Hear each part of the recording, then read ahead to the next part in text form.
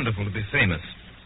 According to the story, that's what the young lady said to the fat man, the fabulously fat, the fantastic, the famous fat man, when he took her to lunch at a fashionable restaurant and everybody turned and stared. Tell me, she said, do people always recognize you? Does everybody always know who you are? Well, my dear, said Mr. Chesterton, if they don't, they ask. Mr. Chesterton's The Man Who Was Thursday is a little like that. Roughly speaking, it's about anarchists.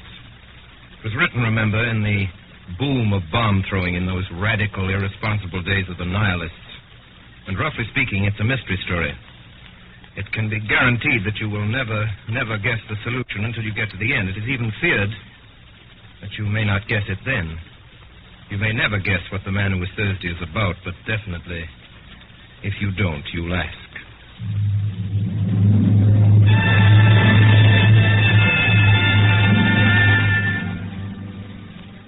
I am Gabriel Syme. I am the man who was Thursday. That particular evening, if it is remembered for nothing else, will be remembered in that place for its strange sunset. It looked like the end of the world. It may be remembered by others, too, because it marked the first appearance in the place of the second poet of Saffron Park. For a long time, a red-haired revolutionary had reigned without a rival. It was upon the night of the sunset that I, Gabriel Syme, ended his solitude. Mr. Syme, you say you're a poet of law. I say you are a contradiction in terms. An artist is identical with an anarchist. Mr. Gregory, it is things going right that is poetical. Our digestions, for instance, going sacredly and silently right. The most poetical thing in the world is not being sick. Really, Mr. Syme, the examples you choose... I beg your pardon, Mr. Gregory. I forgot we had abolished all conventions. You don't expect me to revolutionize society on this law? Oh, no, I don't, but I suppose that if you were serious about your anarchism, that is exactly what you would do. Don't you think, then, that I'm serious about my anarchism? I beg your pardon. Am I not serious about my anarchism? I strolled away and left Gregory, but with surprise and with a curious pleasure, I found a red-headed young lady still in my company. It was Rosamond, Gregory's sister. Mr. Syme, do the people who talk like you and my brother often mean what they say? Do you mean what you say now? My dear Miss Gregory, when you say thank you for the salt, do you mean what you say? No. When you say the world is round, do you mean what you say? No, it's quite true, but you don't mean it. Is he really an anarchist, then? Only in that sense I speak of, or if you prefer it, in that nonsense. He wouldn't really use bombs or that sort of thing. Oh, good Lord, no. That has to be done anonymously. I strolled with her to a seat in the corner of the garden, and I defended respectability with violence and exaggeration. I grew passionate in my praise of tidiness and propriety. All the time there was a smell of lilac around me, and once I heard, very faintly in some distant street, a barrel organ begin to play, and it seemed to me that my heroic words were moving to a tiny tune from under or beyond the world. In the wild events which were to follow, this girl had no part at all. I never saw her again until all my tale was over. And yet, in some indescribable way, she kept recurring like a motive in music through all those mad adventures afterwards. And the glory of her strange hair ran like a red thread through those dark and ill-drawn tapestries of the night. For what followed was so improbable that it might well have been a dream. When I left the party and went out into the starlit street, I found Gregory waiting for me. Mr. Syme. Mr. Gregory. This evening you succeeded in doing something rather remarkable. You did something to me that no man has ever succeeded in doing before. You irritated me. Oh, I'm very sorry. There is only one way by which that insult can be erased, and that way I choose. I am going at the possible sacrifice of my life and honor to prove to you that you were wrong in what you said. In what I said? You said I was not serious about being an anarchist. Mr. Syme, may I ask you to swear by whatever gods or saints your religion involves that you will not reveal what I am now going to tell you to any son of Adam, and especially not to the police? Will you swear that? If you will consent to burden your soul with a vow that you should never make and a knowledge you should never dream about, I will promise you in return... You will promise me in return? I will promise you a very entertaining evening. Your offer is far too idiotic to be declined. You say that a poet is always an anarchist. I disagree, but I hope at least that he is always a sportsman. Permit me here and now to swear that as a Christian and to promise as a good comrade and a fellow artist that I will not report any of this, whatever it is, to the police. And now, what is it? I think that we will take a cab.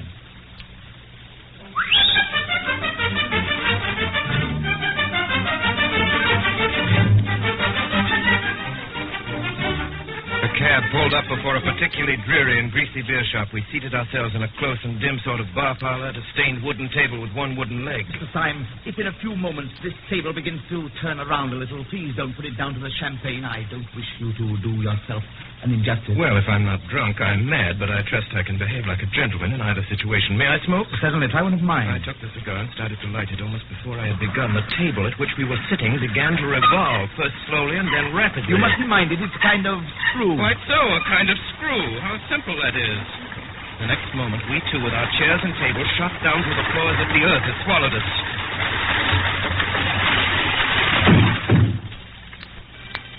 Gregory led me down a low, vaulted passage, at the end of which was a heavy iron door. Who is it? Mr. Joseph Chamberlain. It was obviously some kind of passport. We stepped into a queer steel chamber whose walls were hung with dubious and dreadful shapes, things that looked like the bulbs of iron plants or the eggs of iron birds. They were bombs. And now, my dear Mr. Syme, now we are quite cozy, so let us talk properly. You said you were quite certain I was not a serious anarchist. Does this place strike you as being serious?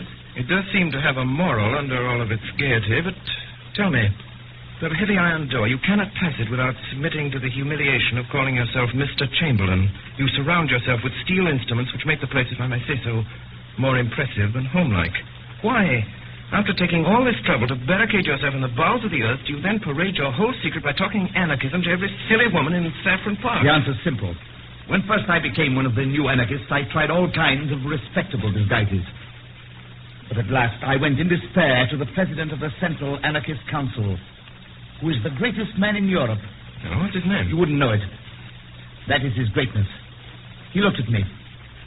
You want a safe disguise, do you? I nodded. Why then, dress up as an anarchist, you fool. I took his advice and have never regretted it. I preached blood and murder to those women day and night, and by heaven they would let me wheel their perambulator. You took me in. What do you call this tremendous president of yours?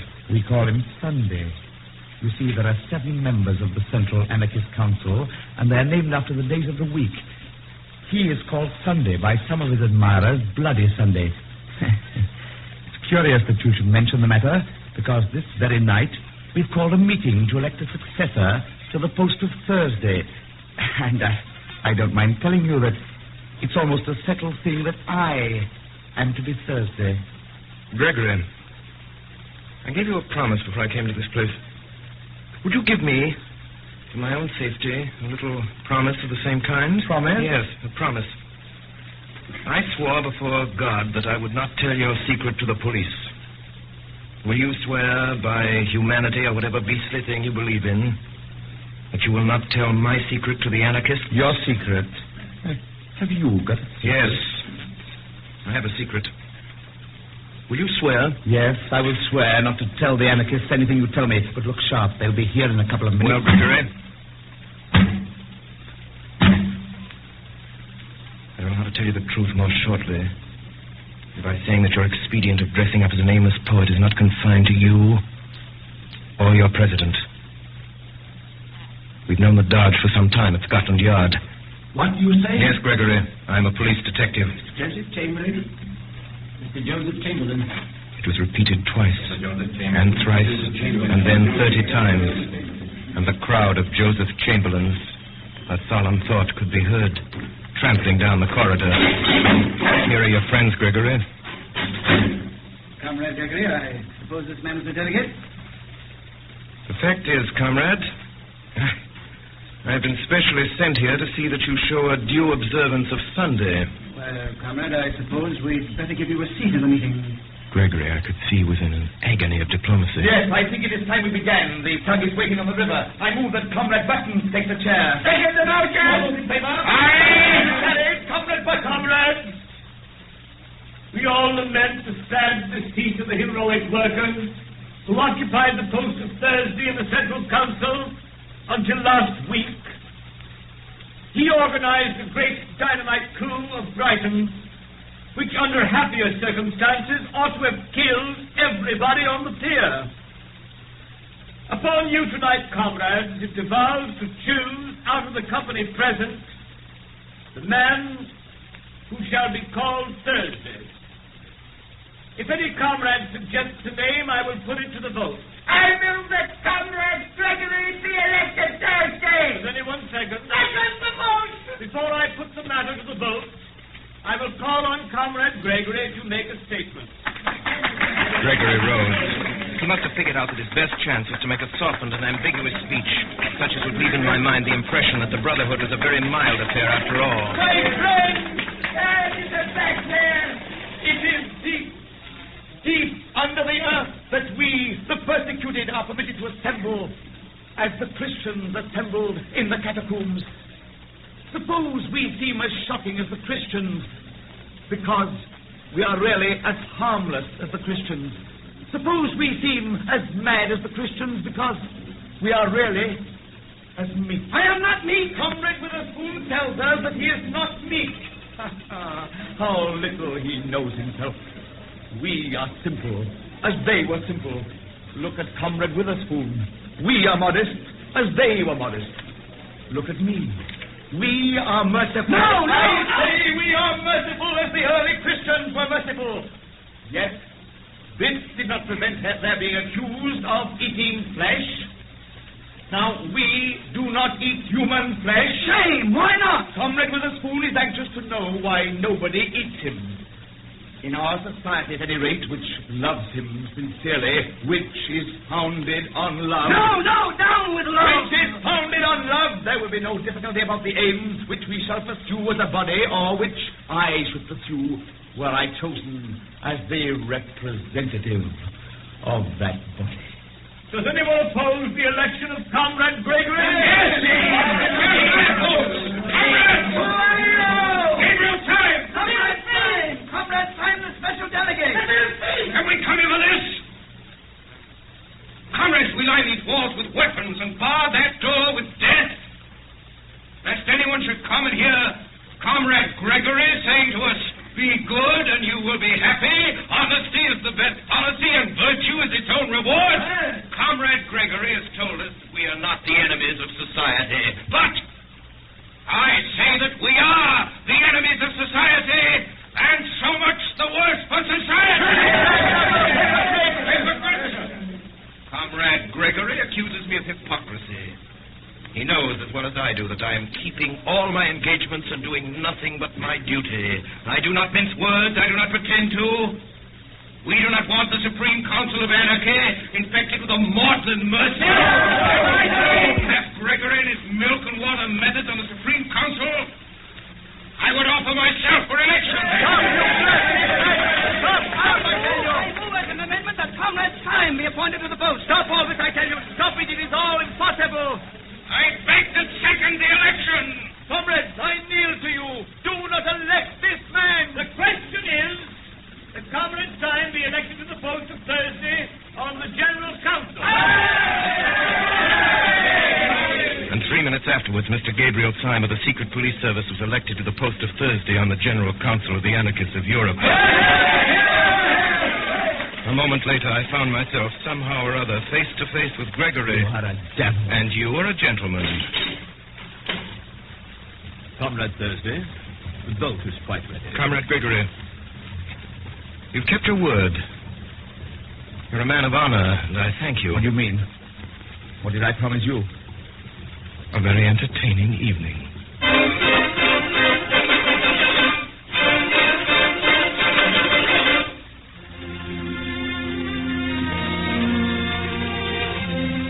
My name is really Gabriel Syme. I'm not merely a detective who pretends to be a poet. I am really a poet who has become a detective.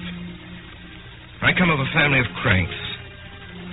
One of my uncles always walked about without a hat. And another had made an unsuccessful attempt to walk about with a hat and nothing else. Being surrounded with every conceivable kind of revolt from infancy, I had to revolt into something, so I revolted into the only thing left, which was sanity. Now, some months before that evening in Saffron Park, I appeared before a high official in Scotland Yard. I was led to a side door, and almost before I knew what I was doing, I was suddenly shown into a room the abrupt blackness of which startled me like a blaze of light. Are you the new recruit? All right, you're engaged. I really have no experience. No one has any experience of the Battle of Armageddon. But I'm really unfit. You're willing, that is enough. Oh, really? I don't know any profession of which mere willingness is the final test. I do. Martyrs. I'm condemning you to death. Good day.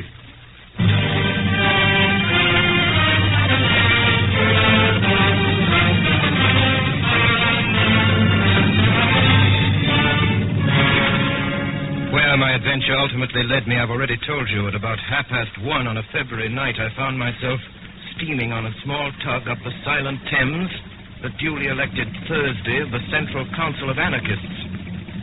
As we came alongside, the great stones of the embankment were big and black against the huge white dawn. I leapt out of the boat onto the slimy steps. The tug put off again and turned upstream. And I saw that there was a man leaning over the parapet and looking out across the river. And then the man smiled. And his smile was a shock. For it was all on one side, going up the right cheek and down on the left. With the dark dawn and the deadly air and the loneliness and the great dripping stones, there was something unnerving in it. There was the silent river and the silent man. And there was the last nightmare touch, that his smile had suddenly went wrong. If we walk up towards Leicester Square, we shall just be in time for breakfast. Sunday always insists on an early breakfast. At one corner of Leicester Square, there projected the balcony of a prosperous but quiet hotel. The balcony contained a breakfast table, and round the breakfast table, glowing in the sunlight, were a group of noisy and talkative men, all dressed in the insolence of fashion. Here, then, was the secret conclave of the European dynamiters.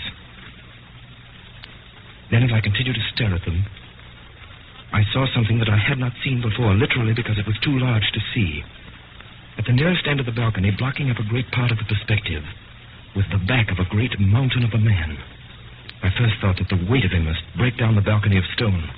This man was planned enormously in his original proportions, like a statue, carved deliberately as colossal. His head, crowned with white hair, as seen from behind, looked bigger than a head ought to be. The ears that stood out from it looked larger than human ears. His sense of size was so staggering that when I saw him, all the other figures seemed quite suddenly to dwindle and become dwarfish. They were still sitting there as before with their flowers and frock coats.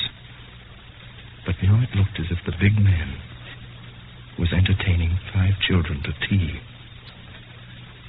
I never thought of asking whether the monstrous man who almost filled and broke the balcony was the great President Sunday, whom the others had stood in awe. I knew it was so.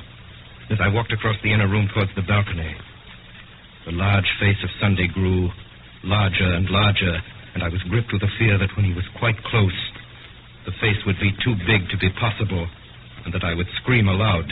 I remembered that as a child I would not look at the mask of Memnon in the British Museum, because it was a face and so large. By an effort braver than that of leaping over a cliff, I went to an empty seat at the breakfast table and sat down. At that moment, the president was addressing a man, out of whose collar there sprang a bewildering bush of brown hair and beard that almost obscured the eyes, like those of a Skye terrier. The man's name, it seemed, was Gogo. He was a Pole. And in the circle of days, he was called Tuesday. Our friend Tuesday insists on the ways of the stage conspirator. Now, if a gentleman goes about London in a top hat and a frock coat, no one need know that he's an anarchist. But if a gentleman puts on a top hat and a frock coat and then goes about with his hands and knees, well, he may attract attention. I am not good at concealment. I am not ashamed of the cause. Yes, you are, my boy, and so is the cause of you. I am not good at deception. Right, my boy, right. You aren't good at anything. As I looked at the others, I began to see in each of them exactly what I had seen in the man by the river. Each man was subtly and differently wrong. Next to me sat Tuesday, the tousle-headed Gogol. Next was Wednesday, a certain Marquis de Saint-Eustache. In the gloom and thickness of his beard, a dark red mouth showed sensual and scornful. Whatever he was not a Frenchman. Then came me, and next, a very old man. Professor de Worms, who was Friday. The red flower in his buttonhole showed up against a face that was literally discolored like lead. The whole hideous effect was as if some drunken dandies had put their clothes upon a corpse. And right at the end sat the man called Saturday. His name is Dr. Bull. There was nothing whatever odd about him except that he wore a pair of dark, almost opaque spectacles. It occurred to me that his eyes might be covered up because they were too frightful to see.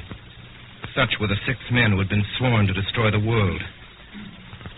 Only 3 days afterwards, it appeared, the King of England was to meet the President of the French Republic in Paris. And over their bacon and eggs upon their sunny balcony, these beaming gentlemen had decided how both should die. Even the instrument was chosen. The black-bearded Marquis, it appeared, was to carry the bomb. Most of the talk had paid little attention to me, but the President was always looking at me steadily and with a great and baffling interest. I was sure that in some silent and extraordinary way, Sunday had found out that I was a spy. Meantime, the men were eating as they talked. The Marquis took a great bite of bread and jam. I have often wondered whether it wouldn't be better for me to do it with a knife. And it would be a new emotion to get a knife into a French president and wriggle it around. You're wrong. The knife was merely the expression of the old personal quarrel with a personal tyrant. Dynamite is not only our best tool, but our best symbol. It expands. It also destroys because it broadens.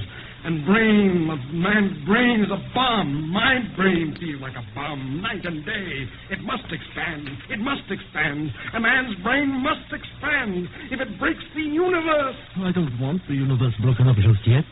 I want to do a lot of beastly things before I die. I thought of one yesterday in bed. The question, gentlemen, is how Comrade Wednesday is to strike the blow. As to the actual arrangement, I suggest that tomorrow he should go first of all. Before we discuss that, I have something very particular to say.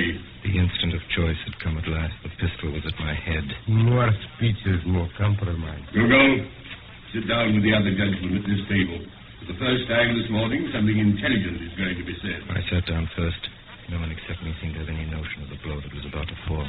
Comrades, we have spun out this farce long enough. We were discussing plans and naming places. I propose that those plans and places should be left wholly in the control of Comrade Saturday, Dr. Bull. Not one word more about the plans and places must be said at this meeting. They all moved feverishly in their seats, except me.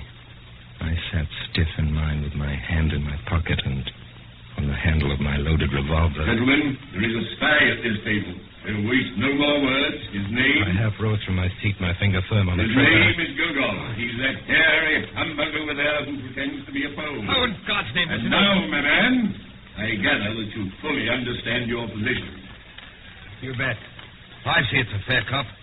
All I say is I don't believe any Pole could have imitated my accent like I did his. I concede the point.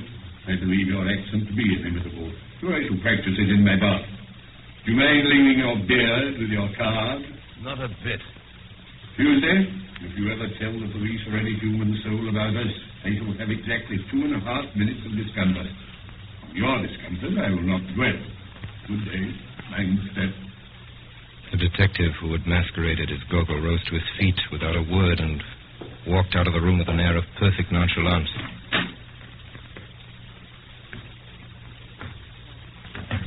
There was a slight stumble outside the door which showed that the departing detective had not minded his step. Time is flying. I must get off at once. I have to take the chair at a humanitarian meeting. Would it not be better to discuss further the details of our project now than that the spy has left us? Secretary, if you take your head home and boil it for a turnip, it might be useful.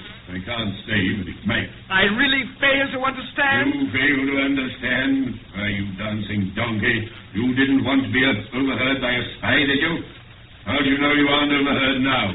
With these words, Sunday shouldered his way out of the room, shaking with incomprehensible scorn. Now, if the last words of the president meant anything, they meant that I had, after all, not passed unsuspected. The other four got to their feet, betook themselves elsewhere to find lunch.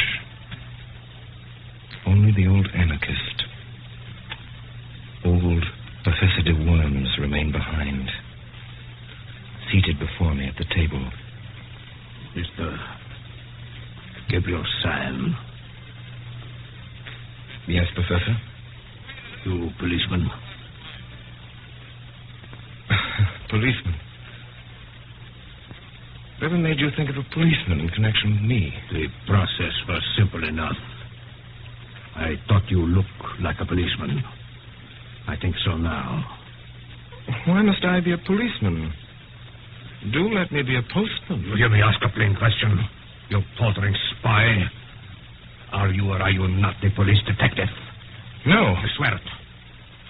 If you swear falsely, will you be damned? Will you be sure that the devil dances at your funeral? Will you see that the nightmare sits on your grave? You are an anarchist. You are a dynamiter. Above all, you are not in any sense a detective. You are not in the British police. I'm not in the British police. Professor de Worms fell back in his seat with a curious air of kindly collapse. Well, that's a pity because I am. Because you are what? I am a policeman, a special policeman, and I serve under the man in the dark room. Man in the dark room. I understand now. Of course. You're not an old man at all. I can't take my face off here. It's rather an elaborate makeup. Did you know that man Gogol was one of us? No. But didn't you? I knew no more than the dead. Why, then there were 3 of us there. 3 of us sitting here out of 7. And it's a fighting number. If we'd only known that there were 3. We were 3. If we'd been 300, we still could have done nothing. Not if we were 300 against 4. No. Not if we were 300 against Sunday. Professor, it's intolerable. Are you afraid of this man? Yes, I am. So are you. Yes, you're right. I am afraid of him. Therefore, I swear by God that I will seek out this man whom I fear until I find him and strike him on the mouth. If heaven were his throne and the earth his footstool, I swear that I would pull him down. How? Why? Because I'm afraid of him. And no man should leave in the universe anything of which he is afraid. You any idea exactly what you're going to do? Yes, I'm going to prevent this bomb being thrown in Paris. You any conception how? No. You remember, of course, that when we broke up rather hurriedly, the whole arrangements for the atrocity were left in the private hands of the Marquis and Dr. Bull. The Marquis is by this time probably crossing the Channel. The only man who knows where he's going is Dr. Bull. Confound it. We don't know where Bull is. Yes. I know where he is. Will you tell me? I'll take you there. What do you mean? Would you join me? Will you take the risk? Young man, you think that it is possible to pull down the president. I know that it is impossible, and I'm going to try it.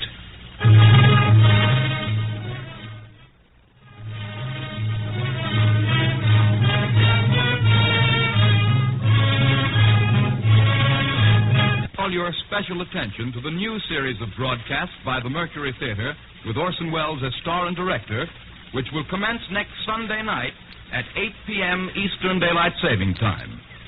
And now a brief pause for station identification. This is the Columbia Broadcasting System.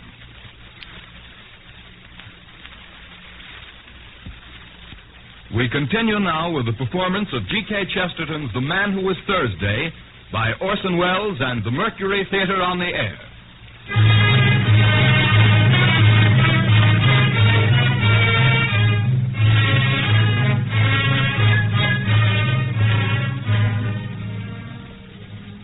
The professor led me to a very respectable inn. And in that place we dined very thoroughly. Can you play the piano? Yes, I'm supposed to have a good touch. You would have done just as well if you could work a typewriter. Thank you. You flatter me. Listen to me. There is no man except the president who is so seriously startling and formidable as Dr. Bull, a little grinning fellow in goggles. Depend on it. Sunday was not asleep when he locked up all the plans of this outrage in the round, black head of Dr. Bull. Do you think that this unique monster will be soothed if I play the piano to him? I mentioned the piano because it gives one quick and independent fingers. Simon, if we are to go through this interview and come out sane or alive, we must have some code of signals between us that this brute will not see. I have made a rough alphabetical cipher corresponding to the 5 fingers like this. Listen. B. A. D. Bad. A word we may frequently require. I began to study the scheme. It didn't take me long to learn how we might convey simple messages by what would seem to be idle taps upon a table or knee. It was not long before Dr. Bull came in, sat down at our table. He smiled brightly. You're early this evening, gentlemen. The quiet good humor of his manner left us helpless. We sat staring at each other in silence.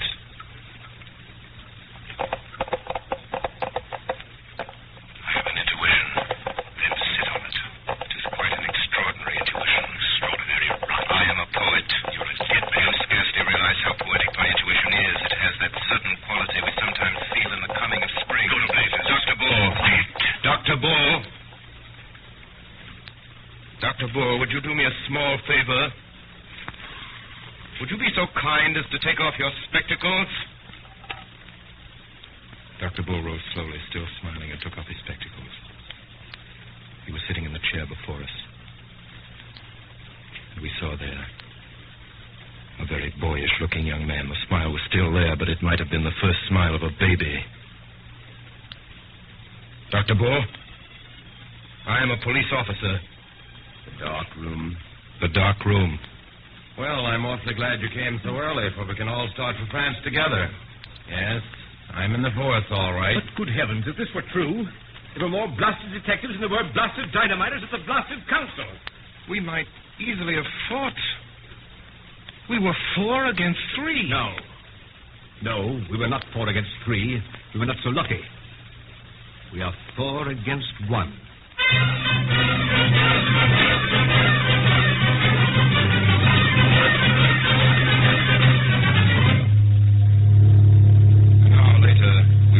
On the Calais boat.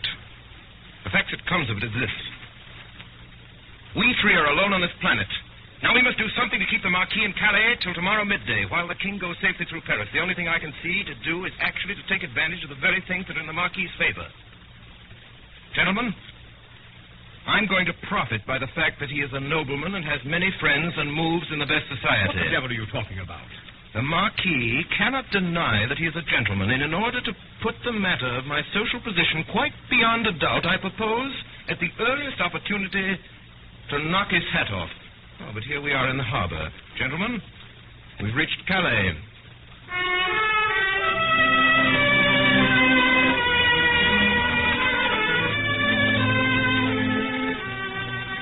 A band was playing in a Café Chantant hidden somewhere among the trees, where sat the Marquis de Saint-Eustache. The man had 2 companions, solemn Frenchmen in silk hats. You are Monsieur Syme, I think. And you are the Marquis de Saint-Eustache. Permit me to pull your nose, which I attempted to do, but the 2 men in top hats held me back. This man has insulted me. Insulted you when? Oh, just now. He's insulted my mother. Insulted your mother? Well, anyhow, my aunt. But how can the Marquis have insulted your aunt just now? He has been sitting here all the time. Ah, it was what he said. I said nothing at all except about the band. I only said that I like Wagner, played well. It was an allusion to my family. My aunt played Wagner badly. It was a painful subject. We are always being insulted about it. This seems most extraordinary. Oh, I assure you, the whole of your conversation was simply packed with sinister allusions to my aunt's weaknesses. Oh, this is nonsense. I, for one, have said nothing for half an hour, except that I like the singing of that girl with the black hair. Well, there you are again. My aunt's was red. It seems to me that you're simply seeking a pretext to insult the Marquis. By George, what a clever chap you are. Seeking a quarrel with me. By heaven, there was never a man who had to seek long. These gentlemen will perhaps act for me. There are still 4 hours of daylight. Let us fight this evening. Marquis, your action is worthy of your fame and blood. Permit me to consult with the gentleman in whose hands I shall place myself. Good day. Syme, what are you up to? Now listen carefully. Bull, Professor, you are my seconds. And you must insist on the duel coming off after 7 tomorrow, so as to keep him from catching the 7:45 for Paris. If he misses that train, he misses the King of England. You understand? So at 7:20, we met on a small meadow not far from the railway. I'd made up my mind that I could avoid disabling the Marquis and prevent the Marquis from disabling me for at least 20 minutes. In 20 minutes, the Paris train would have gone by. Gentlemen, engage. I'm not a bad fighter. Every now and then, I'd almost fancied I felt my point go home. But there was no blood on the blade or my shirt. And now we could hear the Paris train. There was no doubt about the hit this time. I was as certain that I had stuck my blade into my enemy as a gardener that had stuck his spade into the ground. Yet there was no blood on it at all. Marquis fought wildly. He constantly looked away at the railway line, almost as if he feared the train more than the pointed steel. I aimed less at the Marquis's body and more at his throat and head. A minute and a half afterwards, I felt the point enter the man's neck below the jaw. It came out clean. I thrust again. It made what should have been a bloody scar on the Marquis's cheek. There was no scar. Stop. I want to say something. It is rather important. It's the time. You expressed a wish to pull my nose. Would you oblige by pulling my nose now as quickly as possible? I have to catch a train. I protest that this is most irregular. Will you or will you not pull my nose? Come, Mr. Syme. Don't be selfish. Pull my nose at once when I ask you. I took 2 paces forward and seized the Roman nose of this remarkable nobleman. I pulled it hard, and it came off in my hand. If anyone has the use for my left eyebrow, he can have it. Do accept my left eyebrow. It is the kind of thing that might come in useful any day. The Marquis was recklessly throwing parts of himself right and left about the field. You are making a mistake, but it can't be explained just now. I tell you, the train has come into the station. Yes, Marquis, and the train shall go out of the station and shall go out without you. Will you drive me mad? You shall not go by the train. You great, fat, blasted, blear-eyed, blundering, thundering, brainless, doddering, blasted fool. You great, silly, pink-faced solid turnip. You shall not go by this train. And why in the infernal blazes should I want to go by the train? We know all. You are going to Paris to throw a bomb. Going to Jericho to throw a Jabberwock. I didn't care about catching the train. I cared about whether the train caught me, and now, by God, it has caught me. What do you mean? It means everything, the end of everything. Sunday has us now in the hollow of his hand. Us? What do you mean by us? The police, of course. I am no Marquis. I am Inspector Ratcliffe of Scotland Yard. Then the whole bally lot of us on the anarchist council were against anarchy. Every born man was a detective except the president and his personal secretary. What can it mean? It means that we are struck dead. Don't you know, Sunday? I tell you, he's bought every trust. He's captured every cable. He has control of every railway line, especially of that railway line.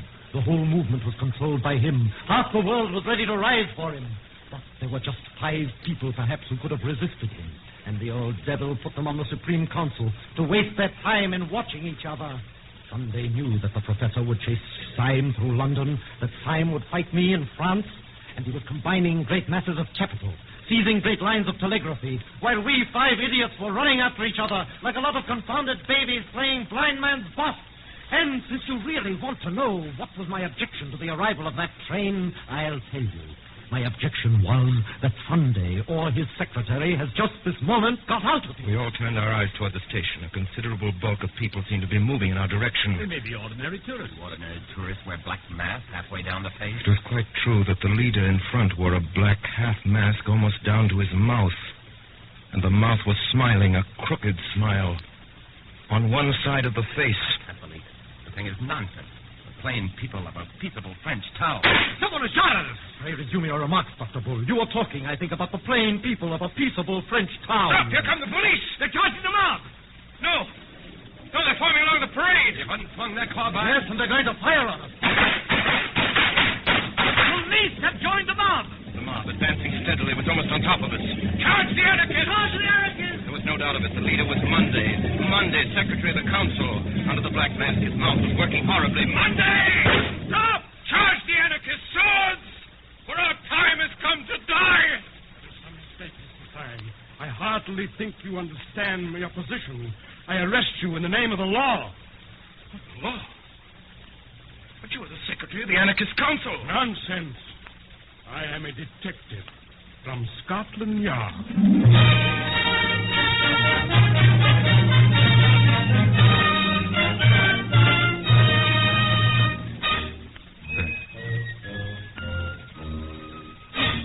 That night, 5 bewildered but hilarious detectives returned to London. And next morning, having found Gogol, we marched stolidly toward the hotel in Mr. Square. This is more cheerful. We're 6 men going to ask 1 man what he means.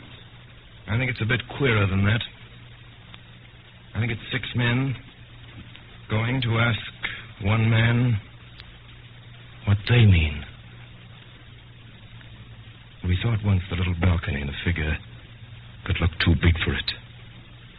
He was sitting alone with bent head, poring over a newspaper, but all his counselors would come to vote him down, cross that square as if we were watched out of heaven by 100 eyes. We went up the dark stair in silence. Delightful. So pleased to see you all. What an exquisite day it is. King dead? No, sir, there has been no massacre. I bring you news of no such disgusting spectacle. Disgusting spectacle? You mean Dr. Bull's spectacle? My spectacles are blackened, but I'm not. Look at my face. I dare say it's the sort of face that grows on one. In fact, it grows on you. I dare say it'll grow on me someday. We have come here to know what all this means. Who are you? What are you? What am I?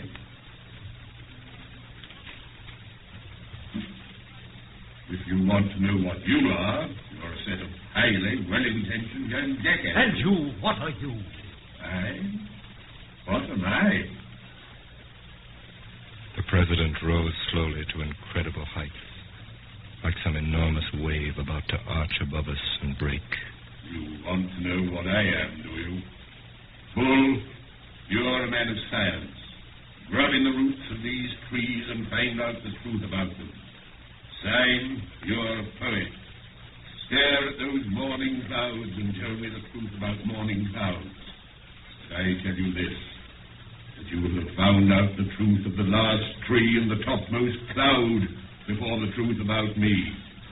You will understand the sea, and I shall still be a riddle.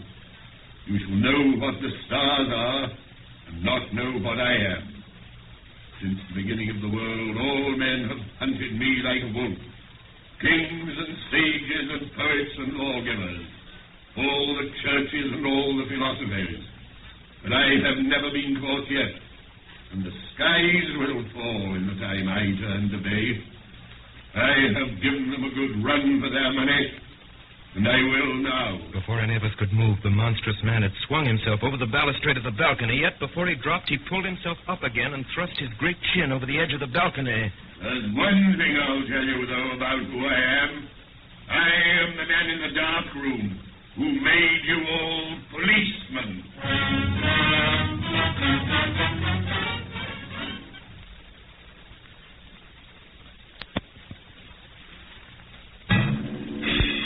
Sunday fell from the balcony, bouncing on the stones below like a great ball of India rubber, and went bounding off towards the corner of the Alhambra, where he hailed a hansom cab and sprang inside of it. Of course, we all followed him, and at the highest ecstasy of speed, Sunday turned round, and sticking his great grinning head out of the cab, he made a horrible face at us, flung a ball of paper at me, and vanished. I caught the paper. What does it say, Simon? Let's see.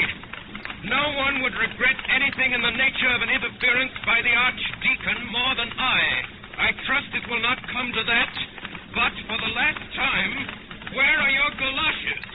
The thing is too bad, especially after what Uncle said.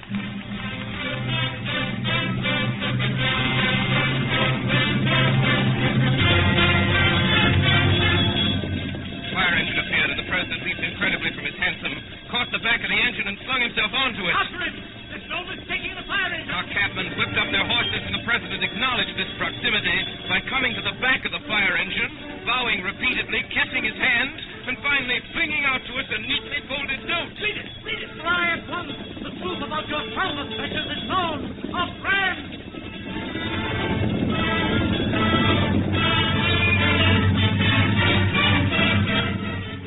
What place is this? Sunday had jumped from the fire engine over an iron gate, and we'd followed him to kind of park. Can it be the old devil's house? Oh, No, you fools! It's the zoo!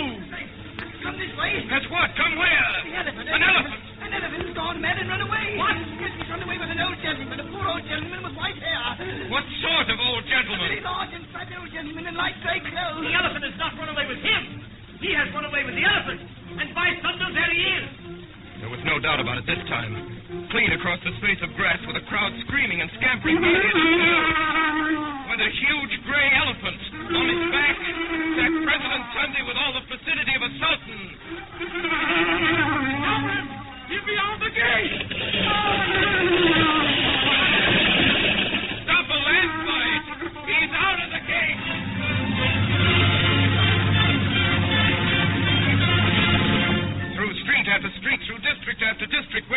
prodigy of the flying elephant, and we followed it through the city, out into the suburbs, and finally to a fairgrounds. The president had disappeared. Look!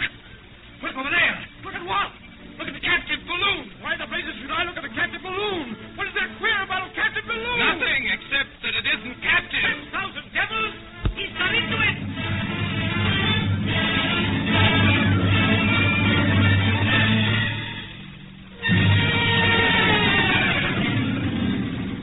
We'd followed that balloon. All afternoon we'd followed it, and then, about twilight, the preposterous thing had staggered in the sky and sunk from view into the woods. Oh, if he's cheated us all by getting killed, it would be like one of his larks.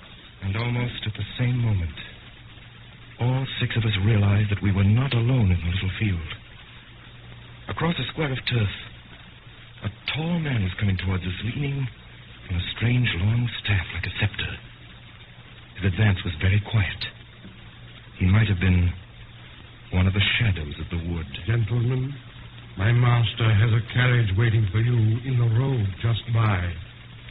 Who is your master? I was told you knew his name. Where is this carriage? Has been waiting only a few moments. My master has only just come home.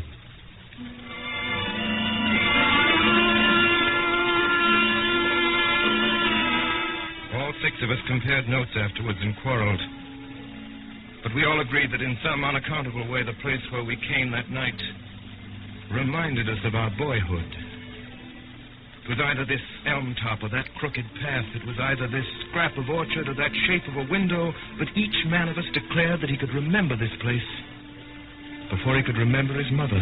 Refreshments are provided for you in your room. I entered a splendid suite of apartments that seemed to be designed specially for me. I have put out your clothes, sir. Clothes? I have no clothes except these. My master asked me to say that there is a fancy dress ball tonight. You're to be dressed as Thursday, sir. Dressed as Thursday? Doesn't sound a very warm costume. Yes, sir.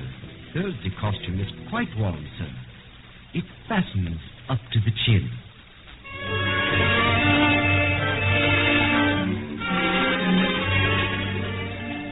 I was led onto a very large old English garden full of torches and bonfires, by the broken light of which a vast carnival of people were dancing in motley dress.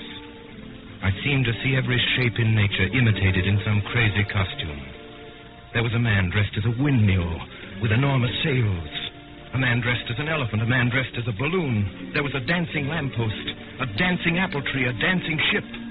One would have thought that the untamable tune of some mad musician had set all the common objects of field and street dancing an eternal jig. And long afterwards, when I was middle-aged and at rest, I could never see one of those particular objects, a lamppost or an apple tree or a windmill, without thinking that it was a strayed reveler from that revel of a masquerade. On one side of this lawn, in a kind of crescent, stood 7 great chairs, the thrones of the 7 days. And so the night wore on, and finally the last of the dancers vanished, and the fire faded at the long, slow, strong stars came out.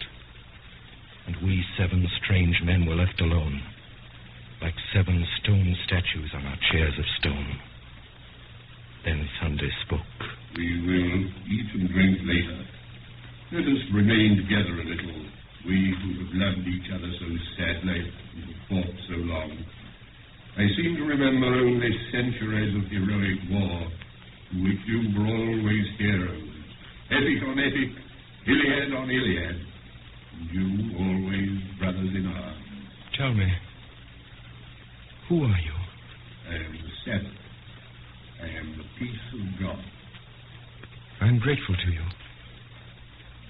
Not only for wine and hospitality here, but for many a fine scamper and free fight. But I should like to know. My soul and heart are as happy and quiet here as this old garden. But my reason is still crying out. I should like to know. It seems so silly that you should have been on both sides and fought yourself. I have heard your complaints, and here, I think, comes another to complain. He will hear him also. And we saw standing before us The red-headed poet of Saffron Park. Gregory! Why, this is the real anarchist. Yes. I am the real anarchist. And there came a day when the sons of God came before the Lord, and Satan also came with them. All right. I am a destroyer. I would destroy the world if I could. Oh, most unhappy man. Try to be happy. You have red hair like your sister. I know what you are, all of you, from first to last. You're the people in power. You're the police, the great fat smiling men in blue and buttons. You're the law. You're the seven angels of heaven, and you've had no troubles. Oh, I could forgive you everything. If I could feel for once that you had suffered for 1 hour a real agony, such as I. I see everything. Everything. Everything that there is. Why does each thing on earth war against each other thing? Why does a fly have to fight the whole universe? Why does a dandelion have to fight the whole universe? For the same reason that I had to be alone in the dreadful council of the days. So that each thing that obeys law may have the glory and the isolation of the anarchist. So that by tears and torture we may earn the right to say to this accuser, we also have suffered. I repel the slander. We have not been happy. I can answer for every one of the great gods of law whom he has accused. At least.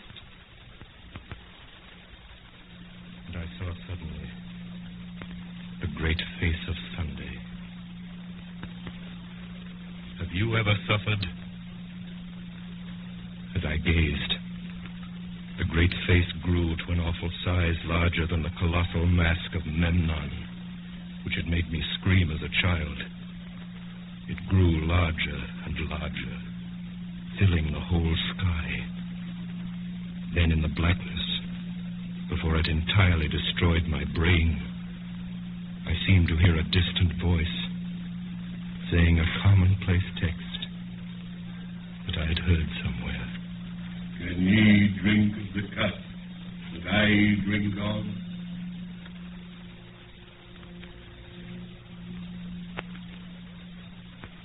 When men in books awake from a vision, they commonly find themselves in some place in which they might have fallen asleep. I could only remember that gradually and naturally, I knew that I was awake and had been walking along a country lane. Dawn was breaking over everything, in colors at once clear and timid, as if nature made a first attempt at yellow and a first attempt at rose. A breeze blew so clean and sweet that one could not think it blew from the sky. It blew rather through some hole in the sky. I felt a simple surprise when I saw, rising all round me on both sides of the road, the red, irregular buildings of Saffron Park. I walked by instinct along one white road on which early birds hopped and sang, and found myself outside a fenced garden. And there I saw the sister of Gregory, Rosamond, the girl with the gold-red hair, cutting lilac before breakfast with the great unconscious gravity of a girl.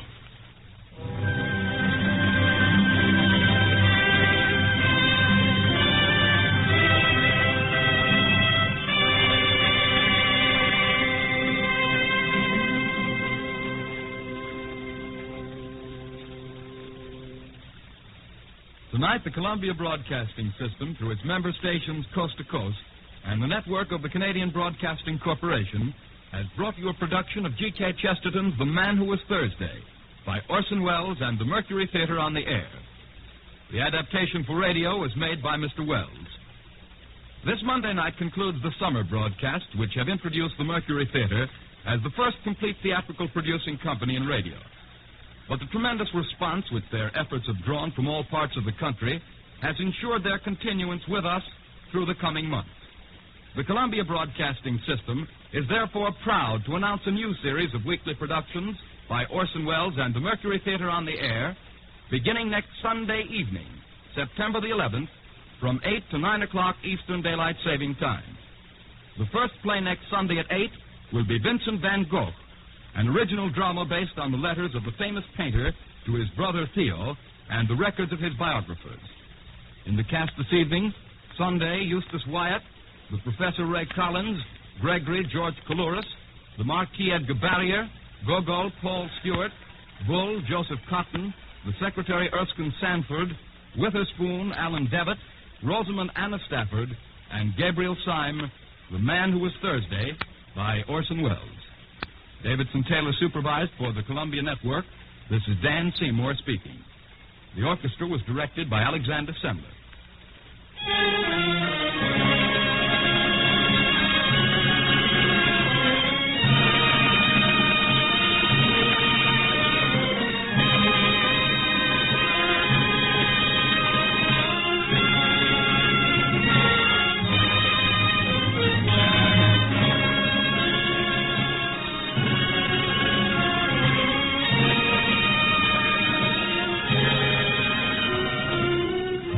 Remember, next Sunday evening at 8 o'clock Eastern Daylight Saving Time, Orson Welles and the Mercury Theater on the air in Vincent van Gogh.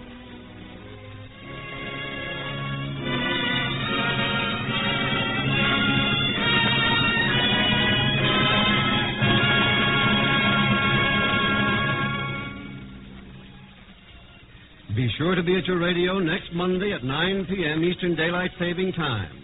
That's when the Lux Radio Theater begins its new series of broadcasts, same stations as last year. The first presentation will be Spawn of the North, with George Raft, Fred McMurray, John Barrymore, Dorothy Lamour, and Akeem Tamuro. Next Monday at 9 p.m. Eastern Daylight Saving Time. This is the Columbia Broadcasting System.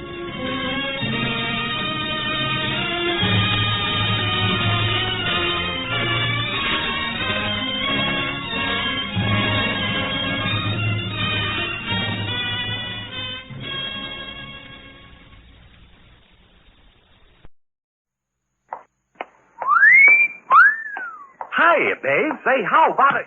Ouch! Does that answer your question, buddy? The Adventures of Maisie, starring Ann Sothern. You all remember Metro-Goldwyn-Mayer's famous Maisie pictures. In just a moment, you will hear Maisie in radio, starring the same glamorous star you all went to see and loved on the screen, Ann Sothern. But first, your announcer.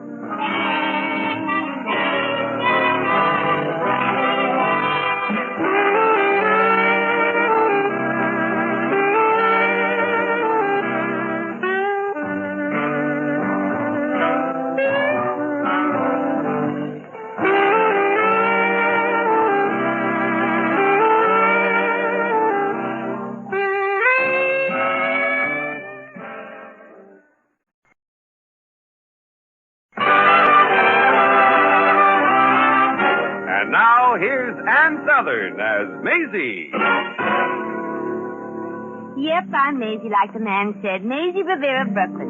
But right now I'm thousands of miles from Brooklyn, singing here in the Green Jay Cafe in Tahiti. And how I got here is another story. Anyway, I found out the most interesting subject of conversation around Tahiti, outside of the comical tourists, is pearls. And almost everybody knows the story about the big pearl called the Thirsty Island Pink. I've heard it was the size of a golf ball, and I've heard it was more like a basketball. I guess it's really the size of a big marble. But 7 men died fighting over it before it ended up in the Maharaja's collection. What everybody in Tahiti wants to know is how to find the hidden lagoon the Thirsty Island Pink came from. So one evening after I'd finished singing, a young fellow I'd loaned some money to came in and sat down at my table. He was very excited. Well, what's it all about, Jimmy? Your eyes look like you've been inhaling the fumes from the ventilator of an opium joint. Maisie, you and I are going to be rich. Ah, come on. Climb down off that cloud before you fall right through it. Oh, yes, Maisie, we're going to be rich. You're going to be slightly rich, and I'm going to be disgustingly rich. Well, I'd be happy just to be what they call well off. Tell me, how's this going to happen to me? Well, remember when I hit you for that $20 to go hunting for the lagoon where the big pearl, the Thirsty Island Pink, came from? Jimmy, don't tell me you found it. Yeah, Maisie, I did. And it was nowhere near Thursday Island either. Oh, Maisie, look at this pearl. It's yours. Oh, my gosh. It's as big as a walnut. Just one of the peewees. Gee. I brought another pearl back with me and... Well, what's the matter? You still trying to reach that same itchy place on your back? Yeah. Stash it for me, will you, Jimmy? Oh, sure. Oh, and this backless dress, it's a cinch. Hello? Oh, yeah, that's it. And let me tell you something about that pearl of yours, Maisie, before you get rid of it. Remember that there's lots of good in the worst of us. And don't ever think I've let you down. Well, how could I think you'd let me down when you've given me this? Well, just remember what I said. There's lots of good in the worst of us. If you only take the trouble to look inside. Well, look, Jimmy, I'll admit I thought I'd thrown that $20 away, especially when my boss here, Kwong Lee, told me about you, but I... Maisie, the reason I'm talking like this is that I may not live through the next few days. What's the matter? Is the rich life too hard on you? Well, you've heard of Blackie Schneider, haven't you? Who hasn't? Well, he knows I found the lagoon where the Thursday Island pink came from. And he knows I'm selling one just like it. And he knows that the... Maisie, you just came in the place. Oh. Have you got a map or anything you want me to keep for you? Well, quick, give me a pencil or something. I'll draw the map for you and throw the one I'm carrying in the fire when I make a break for outside. Well, here's the ballpoint pen. Oh, good. Well, I'm drawing it right now. Hey. Shh. I won't mark the spot where the big oysters are. You'll be the only one who'll know because they'll... Oh, my gosh. Well, Jimmy, why can't you and Blackie Schneider settle this thing? Maisie, I've double-crossed him twice. All right, there it is, with the latitude and longitude and the general outline of the lagoon. Now, Maisie, you're the only one besides me who knows where the pearls are. Well, here goes nothing. So long, Maisie. Good luck, Jimmy. Now, here, stand up. I think I'd better put on my jacket and take a little walk just for my health.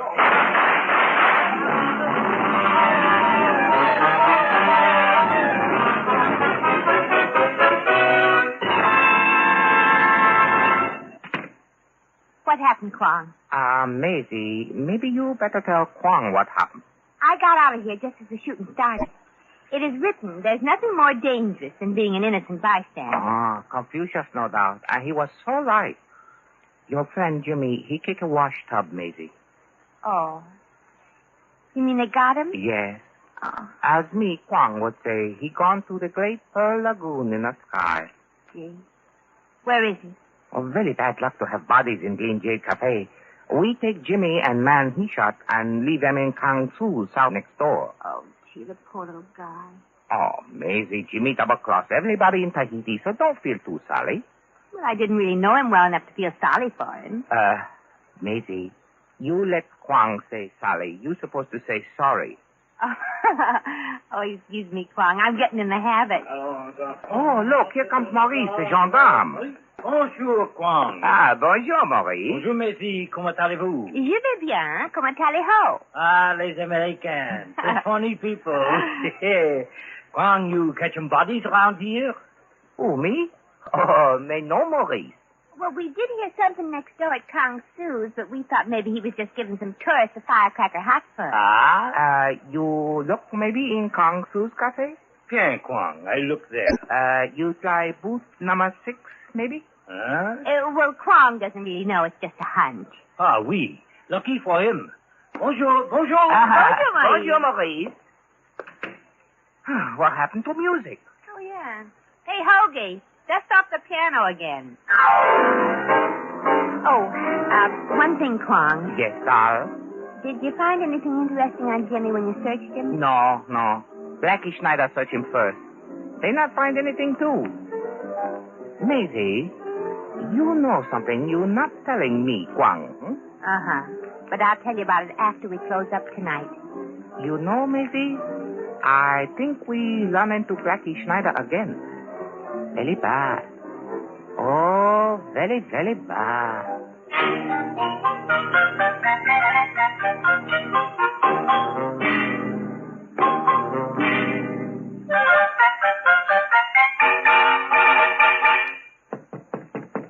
It's me, Kwong, in here. Who that there outside door? It's Maisie Kwong. Oh, come in, kid.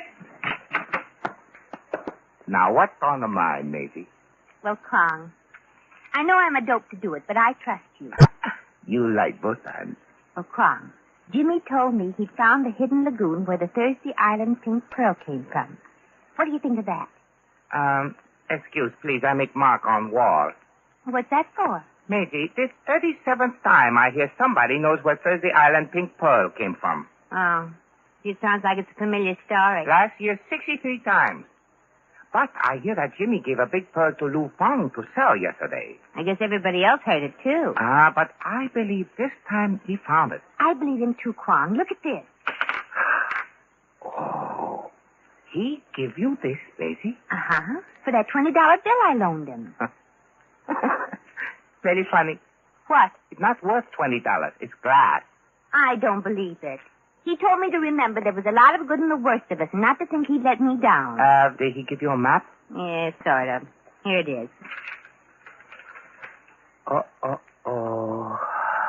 What's the matter? You been there before, too? No. I just wonder if me, Kwong, going to be big fool again and look for pearls. Hello, Kwong. Oh, Blackie.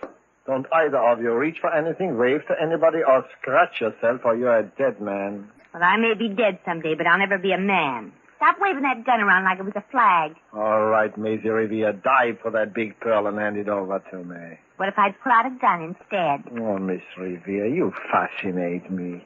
You're very charming. I like your singing, and you've got a figure that troubles my dreams. But if you don't hand over that pearl before I count 5, I'll put an end to the whole business. 1, 2, 3, 4, 5. Here, take it. It's better. Now, watch him get a furry face, Maisie. Wait a minute. This is no pearl. This is glass. Now hand me my shooter back, and I'll play you a fast game of marbles, cowboy. So this is what Jimmy gave you. Here, take it. Thanks. You might as well give him the map, too, Kwong. He looks like he came for something, and I wouldn't want him to go away empty-handed. And I was just about to ask for it. Oh, well, here you are. You will save me money looking for the big pearls. Thanks. You know, Kwong, Jimmy did find the lagoon. I saw the real pearl he brought back, and it's as big as the Thursday Island pink. But he got it somewhere in the Tuamotus. So, goodbye, Kwong. Have a nice trip, Blackie. Stay a long time. Well, goodbye, Maisie Ravier. Here's something to remember me by. Hey, cut it out, There. And I'm going to get another one when I come back a millionaire. Oh! And you're going to get another of those, too. Now, get out. What a woman. The map is gone, Maisie. We never get it back. That map? Well, that's no good. I made it up from the real map and changed the numbers a little. Oh, Maisie, you didn't trust me. Where's the real map? Right here. Jimmy drew it on my back with a ballpoint pen. Oh, very clever, these Americans. Okay, Maisie, we look for the big pearls. 50-50 partners. It's a deal, Kwong. We leave in 2-3 days. You do anything you want till then. But one thing. I know. Don't take a bath.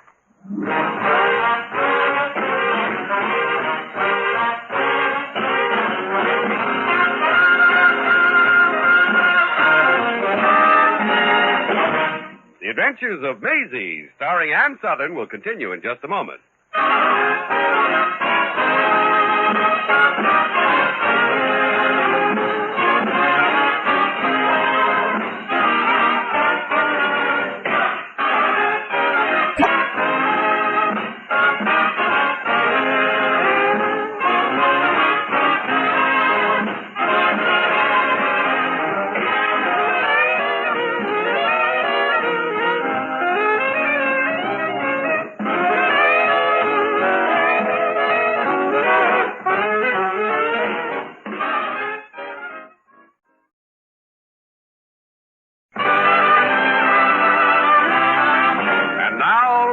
To Maisie.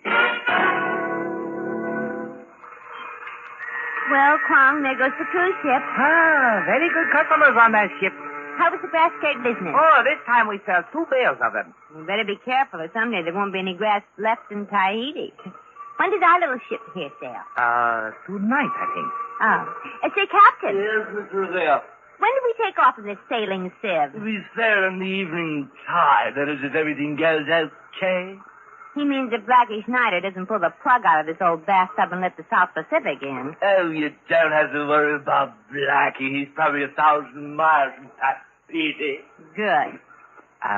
Maisie. Yes, Clark. Blackie Schneider's around. Maurice the gendarme knows where. And, Blackie has been watching our boat. Well, why doesn't Maurice arrest him then? Very funny joke. Blackie passed on trigger, Maisie. I guess Maurice figures he doesn't need cross ventilation yet. I will give Blackie $100 just to stay away from us, if I dare to go and see him. Oh. Captain, would you take a message to Blackie Schneider for us? Oh, not me, Miss Ravier. Huh? See? Oh, he's so English, isn't he? Oh, well, wait a minute. I know somebody who's brave enough and dumb enough to go and make a deal with Schneider. Who? Me. Give me the $100 and I'll go talk to him. Oh, me.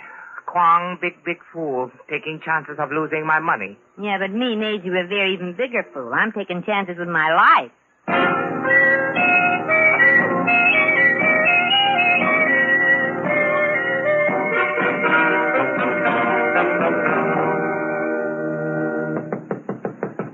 Go away, please. Nobody home. I want to talk to Blackie Schneider.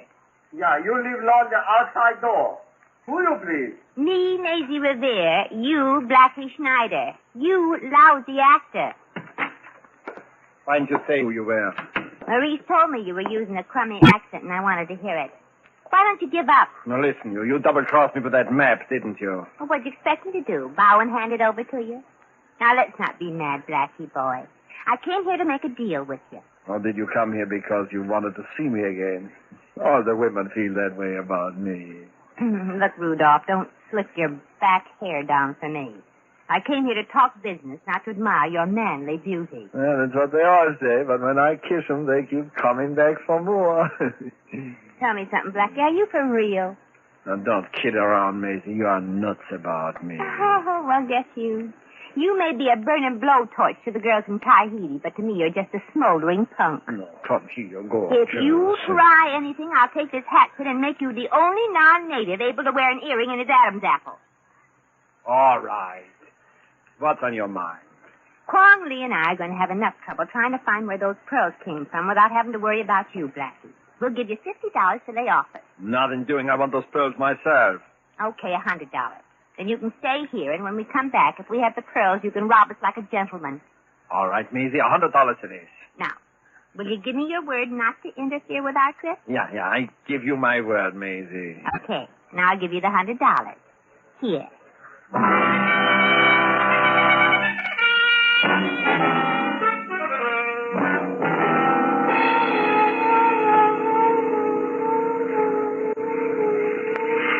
Maisie, we have 12-hour start already. The government patrol boat has checked us. And, still something trouble you? Yeah. I have an awful feeling Blackie Schneider is going to double-cross us. We should have paid him off in counterfeit money. We did. Those 250s no good? Ah, clever, these Chinese.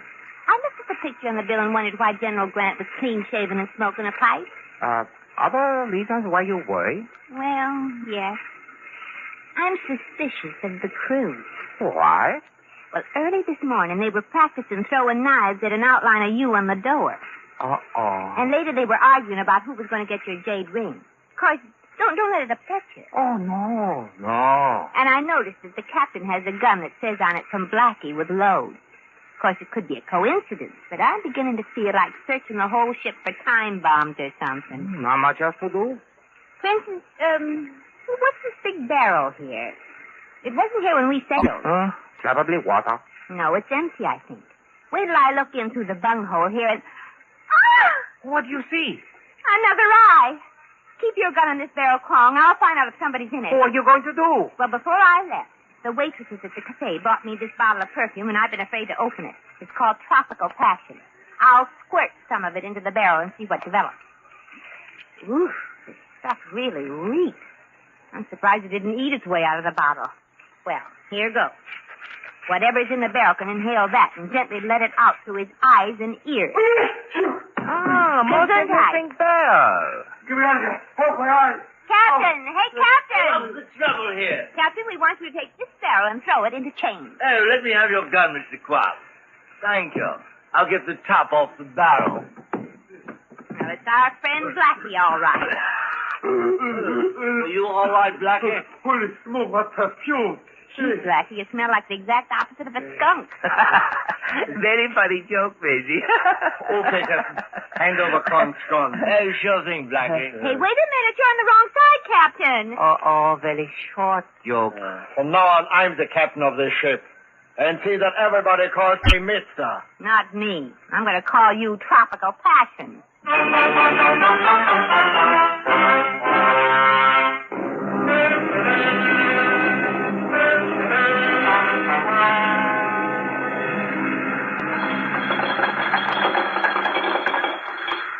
Okay, Sam, let's say we're on the bottom. Well, here we are at last.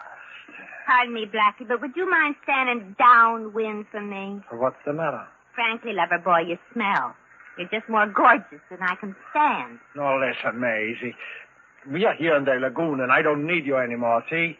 Be good, or I'll leave you on the reef when the tide changes. Oh, yeah? Well, you'll find out in the morning that this is a big lagoon, and I'm the only one who knows where the bed of the big pearl oysters is. Oh, you don't know either. It isn't marked on your bag. It doesn't have to be. Jimmy protected the secret pretty well. And if you don't split with Kwong and me, we won't tell you where to dive. How do you know where it is? Because Jimmy drew that map, so the oyster bed was on the exact tiny spot where my back has always itched. I'm the only one who knows. But I You already are. What was that? It sounded like a canoe or something against the side of the ship. Hey, anybody home on board? An American. Sure. Coming over the side. Hey, Jack, what ship is this? I thought this island was deserted. Who are you? I asked you first, Clyde. And do you have a permit to drive for... Oh, no. Oh, tell me I'm not just imagining this gorgeous blonde standing here. Tell me it's not all a heavenly dream. Tell me she's not married or engaged to anybody around here. Oh, gee, I haven't heard a good old American line for months. Go on, make for the line. Oh, baby, it'll be a pleasure. I'm Jerry Graham, and I'm learning how to comb beaches. Now, wait a minute, mister. Go away, Stanley. You bother me. Baby, I haven't seen anybody like you since I left the Army and came back to the South Seas. Well. Well, thanks. I haven't seen anything like you either. Where'd you get those flower sack shorts? From a flower sack, doll. Where else? Oh. Hey, who's this joker here? How come he smells so cute and cuddly? What are you doing in this lagoon, Goon? We're going to die for pearls here. Over my dead body, Clarence. Oh, that suits me fine. Hey! How do you like those, right Look out, Jerry. You've got a gun. Get away, quick. Let go of my hand. So long, doll, baby. Well, we don't have to worry about him. He'll never make it over the reef. I'll split with you, and we'll start diving tomorrow.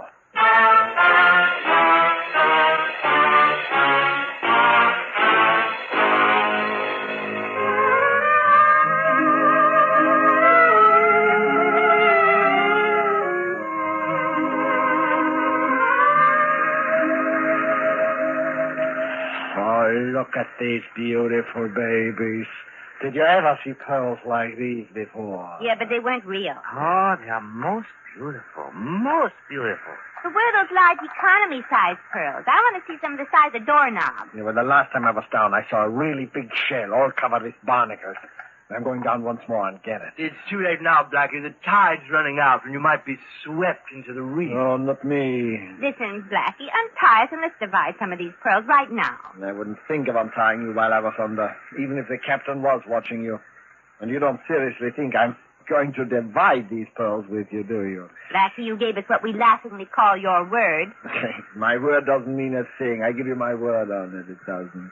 Yeah, I'm keeping these pearls right in my money belt here. You keep an eye on them, Captain. Oh, right, Blackie.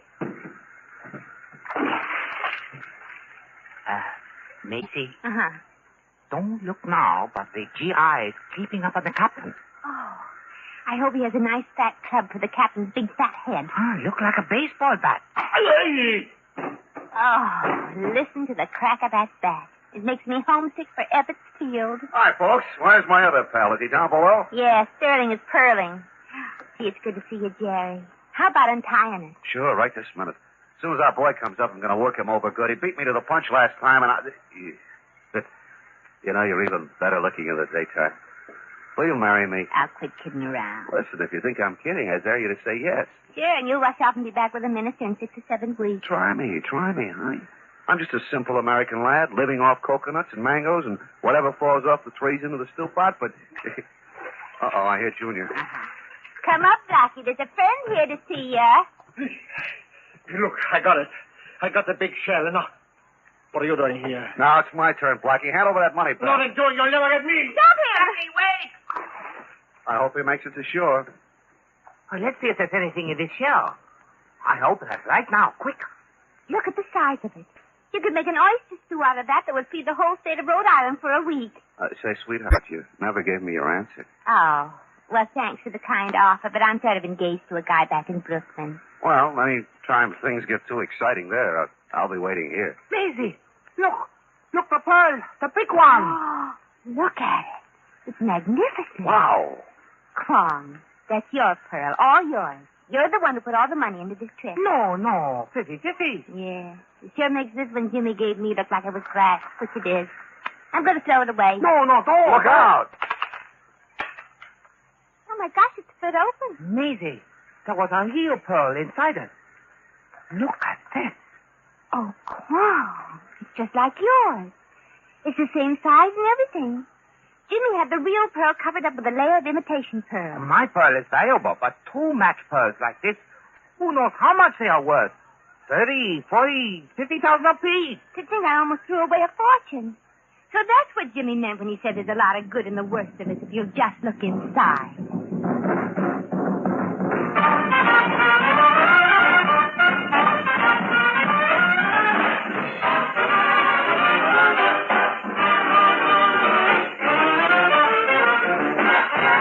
In just a moment, we shall return to the Adventures of Maisie.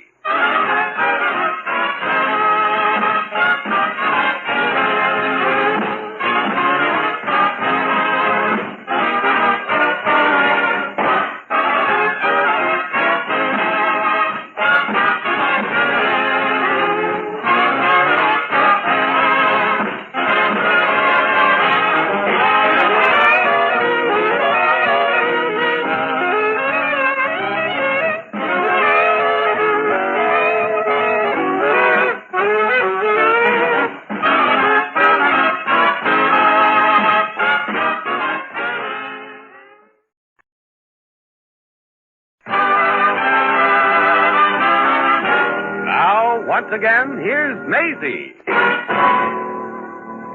Well, when Kwong and I left the happy GI on his little island, he was planning to go fishing. We sold our pearls and tapitis, and I found myself with more money than I ever had in my life before. You know, getting sudden wealth is very embarrassing. You don't know what to say when you're caught leaving a hotel by the fire escape from force of habit. And I was in Honolulu 4 days before I could bring myself to order the best steak. I was just out of practice. I still automatically swipe soda crackers off the tables as I walked by. What happened to all the money? Well, a whole stock company was stranded there, and they had friends, and their friends had friends, and everybody but me was broke. So, guess who else is broke now? And guess what happened to all the friends? And guess what I'm doing? I heard they were looking for airline hostesses, and I'm going to get that job. Come on, Pete. We gotta take Maisie someplace where she can strike it rich again.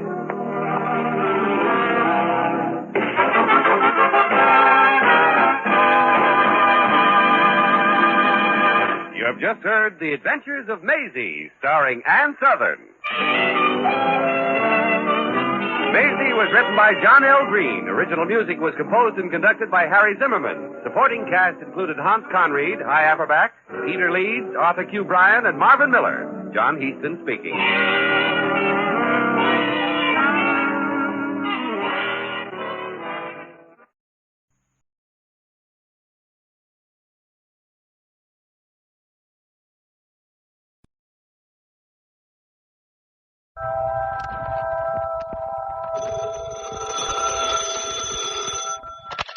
Hello, Yukon 28209. Yes, this is Candy Matson.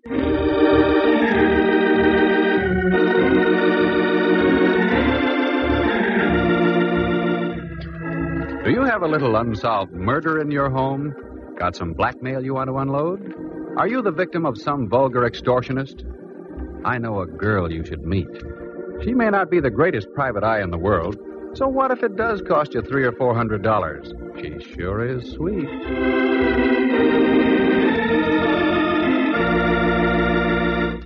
She's Candy Matson. Like to meet her? Hello. Candy Matson? Well, I wasn't sure when I looked in the mirror this morning. Had a rough night, eh? Oh, there have been rougher ones. Look, voice, before you get caught with my receiver down, who are you and what do you want? As to who I am, you'll find out very shortly. What I want is you. How romantic, and over the phone yet. Let me finish. What I want is you to lay off that cable car business. Oh, that. Well, I'm afraid I can't. You see, I was sitting beside him when they discovered his transfer had been punched sort of permanently.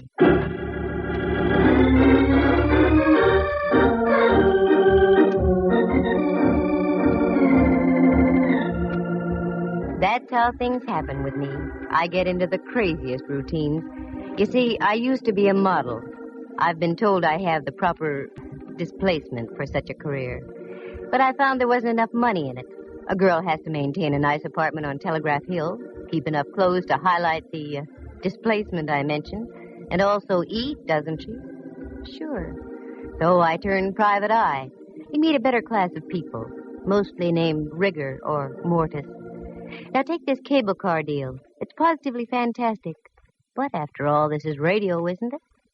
Like to hear how the whole thing happened? Leave us trip along to Act 1.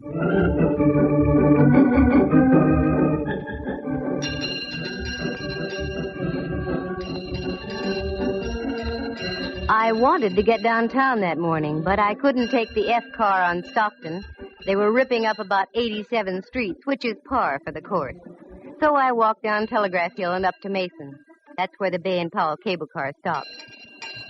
All aboard! Come on, Lana, show that shapely ankle. We gotta make the Fairmont by Whitsuntide. The car was loaded, and so was the character next to me. I tried to budge into the seat between him and a fisherman's wharf dowager, but I couldn't quite make it. I'd forgotten my shoehorn. Say, pardon me, but would you mind reading your Wall Street Journal over that-a-way a bit? I'd like to sit in here. Oh, if you insist. A knight of old. He budged his hips a quarter of an inch, and I slipped in, ready for my rocket ride over the hill and down into town. The trip, as usual, was uneventful. 3 smashed fenders and several choice words I'd never heard before, but I wrote them down. By the time our prairie schooner reached the turntable at Market Street, the crowd on the car had thinned out. But Buster was still beside me, his head buried in common and preferred. Market Street. I started to get down. Hey, lady, take your boyfriend with you. We're heading back up the hill. Boyfriend? I'll sue. He looks like the advance man for Lewis and Clark. How do you like that? He fell asleep over his stocks and bonds. I looked again. Hipsy wasn't asleep. Hipsy was stone cold dead on Market.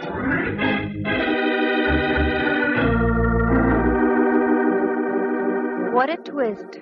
I, who always went on the prowl for a whodunit, get one literally tossed into my lap.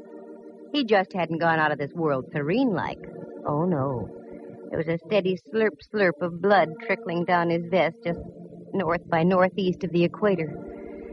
After a half-hour wait full of questioning by homicide legmen, I knew my morning shopping tour was rained out. And after all, I was only going to buy an emerald clip to match the glint in my eye. Well, that would have to wait. I knew the next step. I grabbed a cab home. I wasn't long in waiting. Right on cue. And if it was the right cue, it would be Lieutenant Ray Mallard from headquarters, daintily pressing his cuticles against my apartment buzzer. I was right. What? I've been expecting you. Come on in, Mallard. You've been expecting me. Why, Candy? Naive little rover boy, you. Have a drink? No, I'm not in the mood. Just make it a double. Sit down, Mallard, and let's be civilized. Take off your hat. It is off. Oh? Candy, for once I'm puzzled. You're just saying that. Yeah, because it's true. I've checked and rechecked. No matter how many loose ends I tie together, I still get no connection between you and Dwight Ellsworth.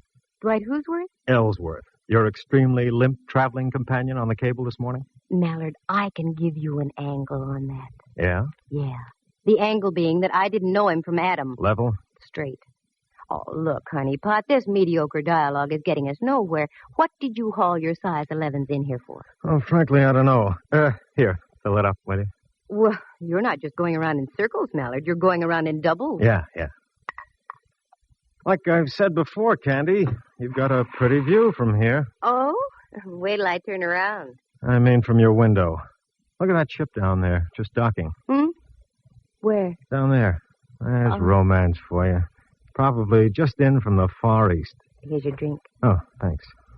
You know, it is sort of romantic. Don't you think it'd be fun to jump on a tramp like that and whisk off to the South Seas? On a honeymoon? No. That's what I thought. South Seas. Mallard. Don't call me Mallard. Why not? We're just playing for ducks, aren't we? Oh, very crisp. Playing for ducks. No, Candy, we aren't. Not in this case. We've got a dead man in our hands. Rudy Toot shot right through the heart. And you were sitting next to him. Sure.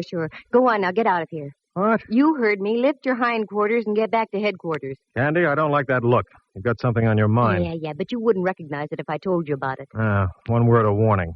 Don't dabble. You're in deep enough. Got it? Got it. Here's your hat. Grab it. So long, Mallard. See you around a jailhouse sometime. Fie-fo-fum. 'Twas then I smelled a big fat fee. That great, big, kind of attractive Mallard. He missed the boat. Oh, he saw it, but he missed it. It was that ship he saw docking. That was the first time I came out of the dark since my Tunerville ride down the hill in the morning. I needed help, so I called an old friend of mine, if you can call that help. Rembrandt Watson was his name. He was a photographer and other things. He spent most of his life in the darkroom dabbling with bottles. His negatives and prints were sharp. His thought processes not quite. But he'd given me assistance in the past, so I called him. Rembrandt Watson speaking. Photography, portraits, and camera work. Yes, Rembrandt, I know. Also available for gardening, janitorial service, and babysitting. Rembrandt, it's Candy. Especially if they're over 21. Who? Candy? Now you're tuned in. How dare you, baggage. I was experimenting with a new type of formula. 90 proof or 100? 100. And Candy, it works beautifully. There's a delightful little pixie in a pink ballet skirt in my living room. Well, leave her there and get over here immediately to my place. Take a cab. I'll pay for it. I'd much rather have a handsome carriage with a brace of chestnuts. You've got 'em in your head. Now just do as I say and get over here.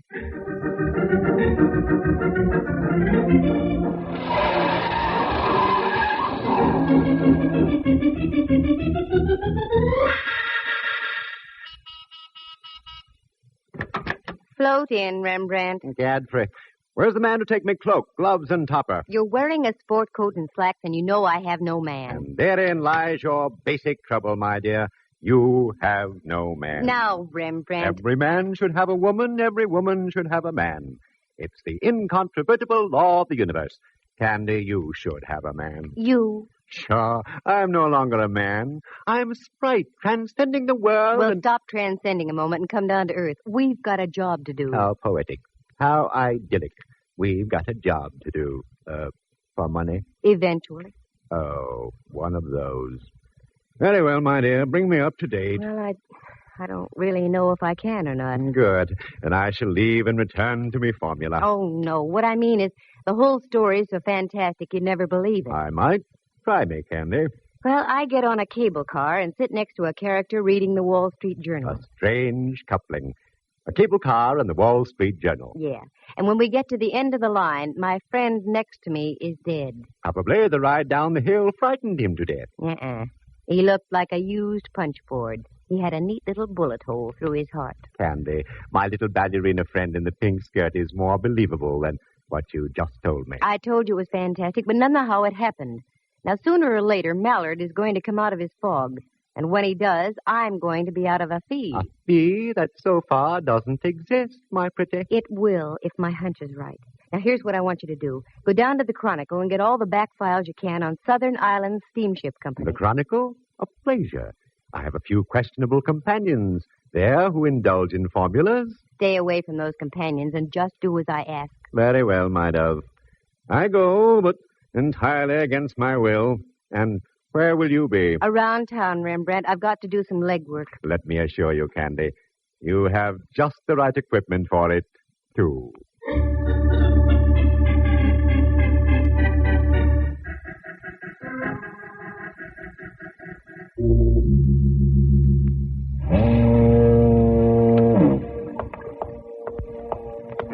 What a joint. I'll bet they mount slit gullets on the walls instead of deer heads.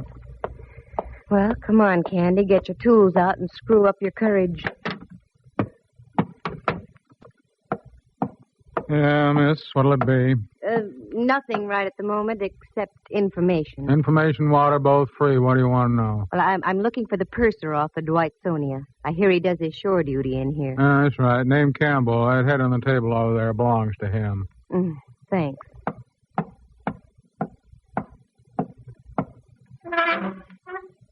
Hello, sailor. Hey, Campbell. Wake up. Leave me alone. Come on, snap out of it. Who are you? What do you want? My name is Candy Matson. I want to ask a question. I'm only drinking. Go away. Not until I find out what I want to know. Dwight Ellsworth was murdered this morning. What? I thought that would bring you to. Well, that's the nicest news I've heard since VJ Day. What do you want to know? Where does his brother live? That stooge. He's got about as much spine as a water eel. Never mind. I want to find him.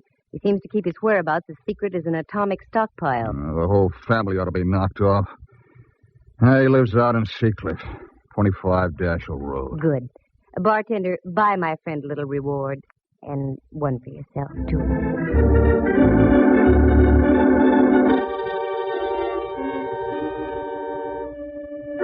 Well, so far, so good. Oh, how did I know about Campbell, the purser? Well, you see, I have quite a few friends, most of whom my pal Mallard doesn't approve. So I grabbed a cab and navigated the driver out toward Seacliff. It was so foggy I couldn't see the meter. But I paid him anyway, gave him a neutral tip, and dismissed him. There it was, 25 Dashel Road. An austere-looking cabana, one that dared you to ring the front doorbell. I dared. I had the awful feeling I should have been around at the side door delivering hand laundry. Good evening. Well, except for the fog, yes. Is Mr. Ellsworth in? Yes, he is. But I'm afraid I must ask you to leave. There's been a death in the family. I know. That's why I'm here. Come in, please. Thank you. Walk this way, please. Oh, I'm afraid I couldn't, even if I lived to be 100. Mind your tongue, young lady. You're in the house of an Ellsworth. Oh, hoity-toity. The old babe had delusions of grandeur. Well, no need to get uppity with me. I've mingled with royalty. I once played a bit part in a Rita Hayworth picture. But this old gal was really something. She couldn't have been more than 45, yet looked like something out of the barracks of Wimpole Street. She ushered me into a large-ceilinged living room, and there on the divan was my boy, his head lowered into his hands and quite obviously touched. Quite obviously. Roger, this young lady is here to see you. I don't believe you mentioned your name. Candy Matson. Matson? Are you in shipping, too? Of a sort. Oh, this is my wife, Miss Matson. You'll pardon me if I don't seem hospitable, but my brother was murdered this morning. I know. I was sitting next to him when it happened. You were? Don't talk to her, Roger. I don't trust her. This whole thing is a threat of some kind. No, it's not a threat. It's a business proposition. I'll come right to the point. You see, I'm a private detective. Oh, one of those persons. Put your nose back down, Mrs. Ellsworth. I want to get the show on the road. Yes, I'm a private detective, and I'm in a spot, too. The police think I'm connected with the case in some way, so I'm here for a double purpose. I'm listening, Miss Matson. Roger, I forbid you to speak with this woman. Too late, Mrs. Ellsworth. Now, this is it. I'm in this business to make money. Give me a check now for $300, and I'll find out who killed your brother. And I'll also clear myself. Roger, I'm warning you. Naturally, you want to see the killer of your brother brought to justice, don't you, Mr. Ellsworth? Don't you? Yes. Here, I'll make a check out right now. Thank you. Just make it out to Candy Matson. Payable today. A lovely collection of guns you have, Mr. Ellsworth. You hunt much? Oh, yes. My wife and I are quite fond of shooting. She's an excellent shot. There you are. Thank you. I'll be in touch with you sometime tomorrow. Mr. Reed didn't say a word. She just stood there against the fireplace and shot sparks through me. After I waved the check in the air a few times to dry the ink, she showed me to the door. Very clever, aren't you? taking advantage of a weak-willed man. I wonder who made him that way. Don't cash that check. I mean it. Don't cash that check. Mrs. Ellsworth, $300. I need the money, badly. I need some new rolls for my player piano.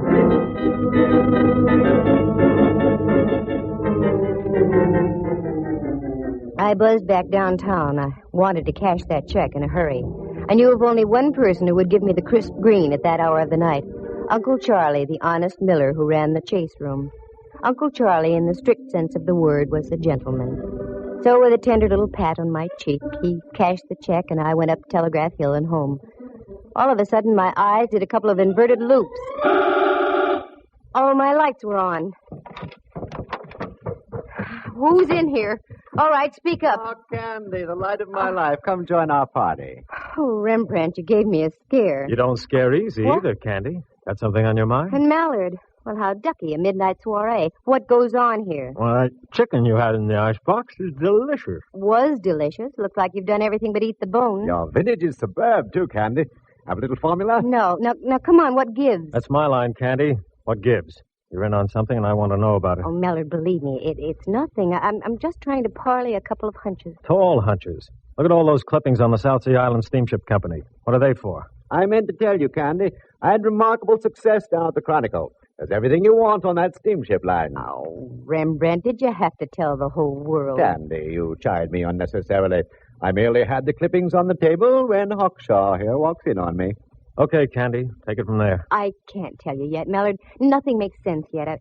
I've got about 4 loose ends that need tying off. If I'd only put 2 men to following you, I'd save myself a lot of grief. 2 days, that's all, Mallard. Just give me 2 days. I think I'll have it for you. All right. But don't forget, the boys down at Kearney Street headquarters don't love you the way I do. 2 days. No more or less. I gotta go. Thanks for the fowl, chicken. Very gay. Here, Rembrandt, here's $50 for you. 50? My word. What's all this talk about a recession? Go on and take it. Go someplace and stabilize the economy.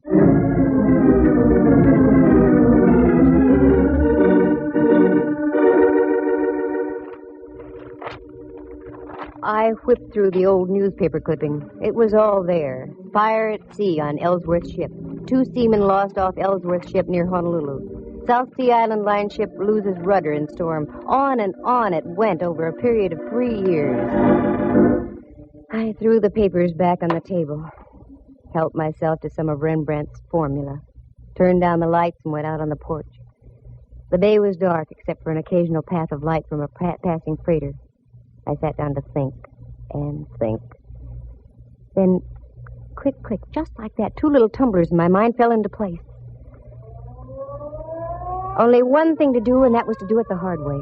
The next morning, just as the ferry building siren was announcing 8 o'clock to downtown San Francisco, I got Rembrandt on the phone. Candy, what on earth are you calling me for at this hour? Can't help it. There's work to be done. I did my work last night so extremely well that I'm just going to bed now. Sorry, you'll just have to delay your sack time. Meet me at the corner of Mason and Union in 10 minutes, right where the cable car stops. Now, what are we going to do? We're going to take a cable car ride. What?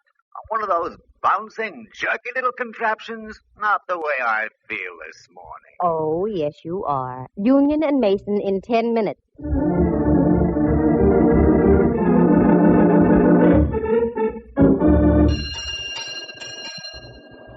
All right, Rembrandt, get on. This is the silliest thing you've ever done, Candy. Maybe. We'll see. Dwight Ellsworth was already on the car when I got on here, and alive. How could you tell? He mumbled something when I asked him to move over. Sounds logical. Although I once remember stumbling into a corpse who mumbled for hours after it had been liquidated. Rembrandt was in one of his rambling moods, so I let him alone. The car pulled over Mason Street, down Washington, and then swung on to Powell and up the hill. Now I watched the buildings and apartments carefully. There was a little red brick building, now a big apartment house, a woman's residence club, and so on. Then over the hill, more apartments, and the possibilities petered out at Bush. Well, only one thing to do. Canvass all those blocks between Washington and Bush. Okay, Rembrandt, off the car. The strangest corpse I ever did see. What'd you say, Candy? Off the car. Come on. Now what? I just want to get to bed. Well, not for a long time, Boy Blue. Now, here's the pitch. You take this building, and I'll take the next. We'll alternate as we go along. Ask if a tall woman with a horsey face and dressed something like Queen Victoria ever lived around here. Oh, Candy. I know it sounds wild, but it's got to be done. A horse with a tall face and dressed something like... Oh, Rembrandt, look at me. Get that smoke out of your brain. A tall woman with a horsey face and dressed something like Queen Victoria. You got it? Got it. Okay, get going.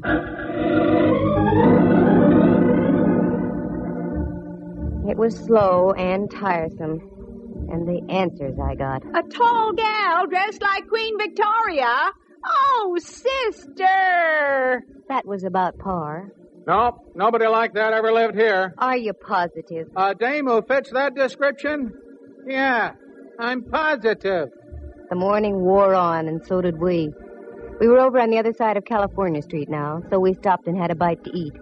I had pickles with mine, and Rembrandt had olives on toothpicks in a glass. And again, we picked up the hunt. My heart was suddenly making with a rumba. There, just on the other side of Clay, in front of a 3-story red brick house, was a police squad car. There was a little knot of people gathered around. Daintily lifting my crinoline, I did a Mel Patton down the block and up the front steps. I didn't have any trouble finding the room. The door was wide open, and there was a body on the floor. 4 representatives of the law were buzzing back and forth. One of the buzzees was Mallard. Well, my little ambassador of violence. Why is it you're always around the extremely dead, Candy? I've got no time to brandy the ad-libs, Mallard. Who is it? I don't know yet. No identification. Let me see. A pen pal, maybe. I was right. I knew it. Knew it? Knew what? You're right, he was a pen pal. He wrote me a check last night for $300. His name is Roger Ellsworth.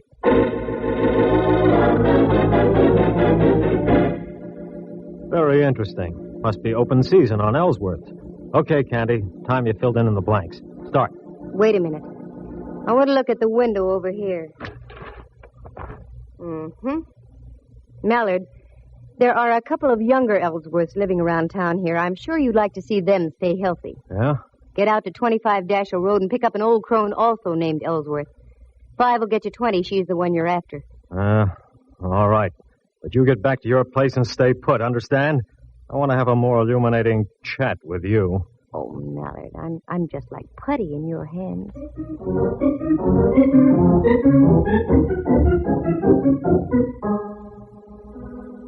The moon was coming up over Diablo and spraying a path of silver on the bay. Still no Mallard. I wondered what could be wrong. Well, this was it. This was the showdown. Have you seen a tall face with a horsey woman? Oh, Rembrandt. Candy, I'm so mad at you I could... Oh, what's the use? Now what's the matter? What's the matter, she says. I've been roving all over Powell Street ringing doorbells. Where did you go, you traitor? Oh, Rembrandt, I'm sorry. And in the excitement, I forgot all about you. What excitement? There's been another murder. In a moment, there's going to be another.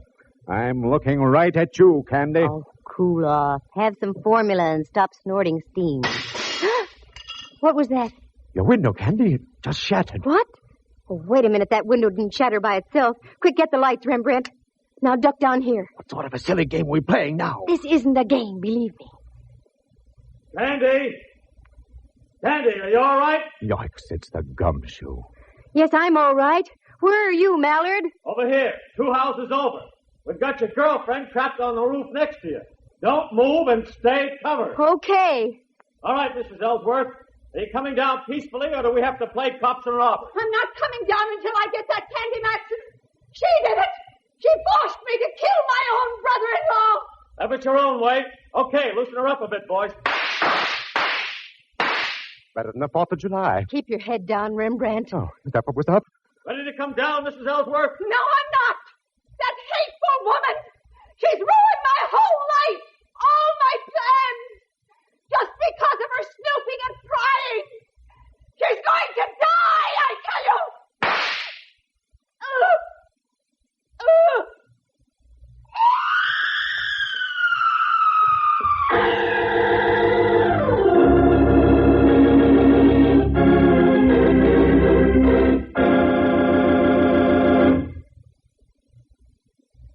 It was a miracle, Candy. You must have moved slightly just as she shot at you. Well, it was too close, I can tell you. She's dead? Oh, decidedly. I think she was dead before she hit the ground. That one shot got her. We went out to her house, and she was just driving off when we got there. We trailed her up to North Beach, lost her for a block, and then spotted a car at the top of the hill here. We arrived just as she was getting on the roof next door. Okay, now you tell me your little dream. Well, it was that ship docking that set my wheels going around. The name Ellsworth started burning in back somewhere. Mm-hmm. You saw the clippings we dug up. Yeah. The South Sea Island steamship lines were slowly being sabotaged. I did some checking, and I found that the insurance companies weren't going to renew. Yeah. I don't know why I didn't tie that in sooner. Oh, it's just that you have too many things on your mind, Mallard, dear. I went out to the place on Dashiell Road, and when I left, I was pretty sure the old girl had knocked off her brother-in-law. Why? Well, for several reasons. One, she was a venomous old witch. Two, you've never seen such a collection of guns in all your life. And her husband admitted she was a darn good shot. I also saw one little pot gun that was very interesting. It had a silencer on it. Uh-huh. That was the one she used on you tonight. And also the one she used on Dwight Ellsworth from the window of that apartment where you found her husband. How do you know? Go back there. You'll see a nice little bullet hole in the curtain with burned powder all around it. Now, don't tell me that... Yes, I'm telling you that she rented that place knowing that her brother-in-law always went downtown on a certain cable car. She waited that morning until we were riding by, and she plunked him. I have now heard everything. And the reason? Dwight Ellsworth, rather than fighting the insurance companies, had decided to sell his steamship line. But the old gal thought she'd beat him to the punch by knocking him off. The steamship company would then fall into her husband's hands. Yeah. What about her husband? Well, after he gave me the check and I left, they evidently had a fearful row, and she spilled the beans. Somehow she lured him down to that place on Powell and gave him some lead poisoning, too. And that's all there is to it. Candy, I wish you'd have told me all these things earlier. We might have been able to save the life of Roger Ellsworth. No, it wouldn't do any good. Because if she hadn't killed him, I was going to. What? Mm-hmm. While I was waiting for you to get here, the phone rang. It was Uncle Charlie, the honest miller. That no-good Roger Ellsworth. His check bounced like a brand-new golf ball. What's so funny, Mallard? Listen in again to the further adventures of Candy Matson, Girl Sucker. Well, that's the way it goes. Sometimes you win, sometimes you don't. In this case, nobody did, except Rembrandt. He'd stocked his darkroom with $50 worth of formula, and not the kind you use on negatives either. Let's see. Murder on a cable car, Dwight and Roger Ellsworth done in as well as the old gal. One check that bounced. It really does sound fantastic, doesn't it? But I told you this was radio, didn't I? Oh, wait a minute. Maybe I did come out ahead at that. On the way out, Mallard leaned down and kissed me. The first time it ever happened. You know, at times it's kind of fun to be in the arms of the law. Listen again next week at the same time. For excitement and adventure, just dial Candy Matson, Yukon 28209. Heard tonight were Helen Cleve, Jack Cahill, and Harry Bechtel, Jack Thomas as Rembrandt, and Henry Leff as Mallard. The program stars Natalie Masters as Candy and is written and produced by Monty Masters.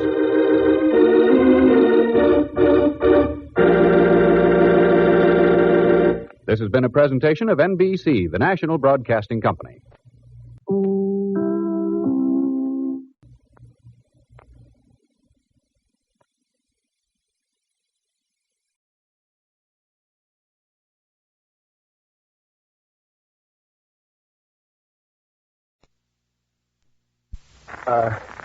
Jane. Yes, Peter? Now, Now what, Peter? will you marry me now? Tonight? Oh, Peter, I'm so sorry. I can't tonight.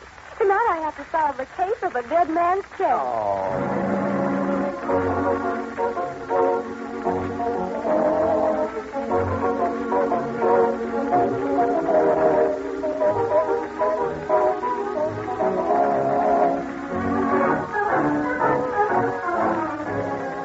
Well, it's about time. About time to meet Miss Sherlock, as smart a little gal as ever stumbled across a real live clue.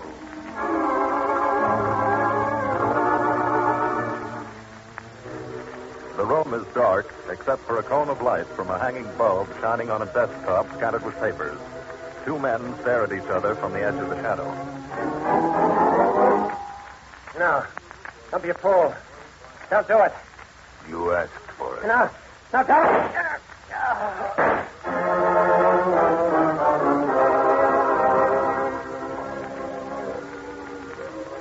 One man moving now, burning papers in a grate. The other man sprawled forward, one outflung hand touching the desk calendar, stiffening fingers point to the date line, July 7, 1939.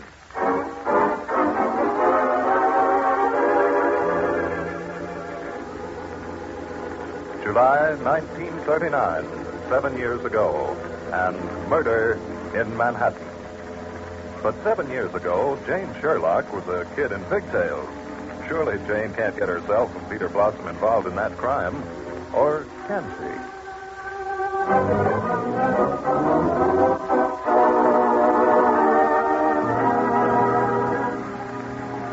Right now, in the office of Blossoms on Broadway, where Jane works for Peter's mother as buyer for the special shopping service, Jane is saying, Peter, Mr. Bloom's an antique dealer, and he bid $275. You know, I must have got a bargain, don't you think so? You go to an auction to buy a set of candlesticks for a client and wind up with a rosewood chest as big as a house. But, Peter, it's an absolutely genuine antique rosewood chest. Sure. And where are you going to put it? You'd have to move all your furniture out to get it into your apartment. Oh, I never thought of that. Oh, it's safe enough in the back room here at the shop, at least till Mother returns from her vacation. Oh, your mother will love that chest. I'm not so sure of that. Oh, whoever could be calling the store at this hour? Why don't you pick up the receiver and find out? Blossoms on Broadway, Jane Sherlock speaking. Miss Sherlock, you bought a rosewood chest today at the John Slater auction. Why, yes. How did you know? I went there to buy it myself, but I was too late. You paid $300. I'll give you $5. $500? Yeah. How about it? This woman, she wants to pay me $500 for the chest. Take it before she changes her mind. Who's speaking, please? My name is Iris March. Oh, I'm sorry, Miss March. The chest isn't for sale. Jane, don't be a Would $750 interest you? No, I don't want to sell. I hope you won't be sorry. Sorry? Whatever do you mean? If you change your mind, call me at the Crescent Arms. She hung up. You let her hang up when she offered you $500 for the chest. Oh, no. She offered $750. $750? Mm-hmm. $450 profit on a chest you can't use, and you let her get away. Oh, no, she didn't get away. Her name's Iris March, and she lives at the Crescent Arms, and she wants me to call back if I change my mind. Well, then call back quick. Oh, no, Peter. But look, honey, that chest's no good to you, and this is your chance to get rid of it at a profit. No. If Mr. Bloom bid on it, and now this Iris March wants it, it must be valuable. Or have something valuable in it. But you can't even get it open. There's no key. That's all right. I'll get a locksmith in the morning. Peter, someone's trying the street door. Yeah, let's see who it is. Is Miss Jane Sherlock here? I'm sorry, the shop is closed. I don't want to buy corsets. I want to see Jane Sherlock. I'm Jane Sherlock. Come on in. I bought a chest today at the Slater auction. I want that chest. Well, I'll give you $1,000 for it. What? No, Mr. Never mind that. $1,500. Take it or leave it. And you'd better take it. Here, you. I don't like your tone. Who are you? Jane and I are engaged. I don't like the way you're talking to her. Oh, you're Peter Blossom, the lawyer. Well, you'd better give her a little advice. Tell her to sell me that chest. I'll give you some advice instead. Get out of here. Take it easy, pal. Out. Okay. But don't say I didn't warn you. I'll call you in the morning, Miss Sherlock. Maybe by then you'll have changed your mind. Oh, nice, pleasant little fellow. Huh? Wish we had a piece of the cloth his suit was made out of. Why? You'd use it for a checkerboard and have a nice, quiet little game. Oh, stop kidding. Peter, don't you see if so many people want the chest? Yes, Jane, I'm beginning to see. Come on, let's go back to the storeroom and have another look at that chest. All right.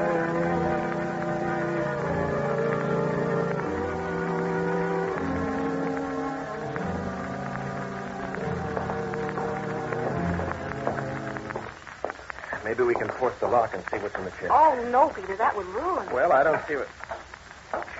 Listen. Someone in the storeroom. Mr. Someone's breaking into the... We'll see about that. Hey, you with the flashlight, what do you think you're doing? Turn the light off. Look out, Peter!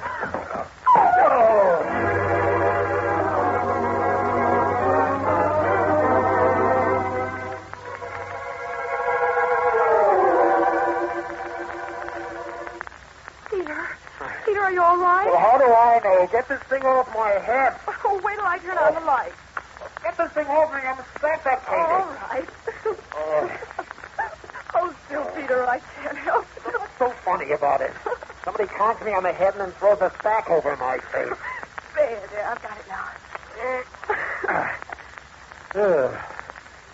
Boy, I never knew how a potato felt before. Only I was alone in the sack. Oh, Peter, Lord. That beautiful chest. Somebody pried the lid off. Well, now at least we'll be able to see what's inside. Why, Peter, the chest is empty. Whoever caught me cleaned it out. But he didn't have time. Besides, he probably brought the sack to carry away whatever was in the chest. Sacked me up instead. But why pry open an empty chest? I wonder.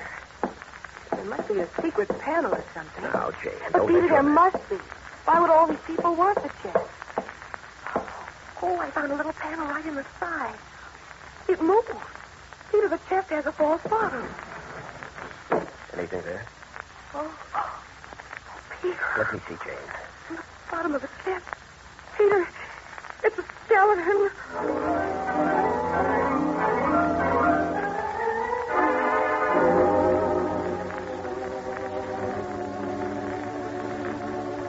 Well, see, this is one time we didn't need Doc Ryan to tell us the guy's really dead. Do we ever, Tollison?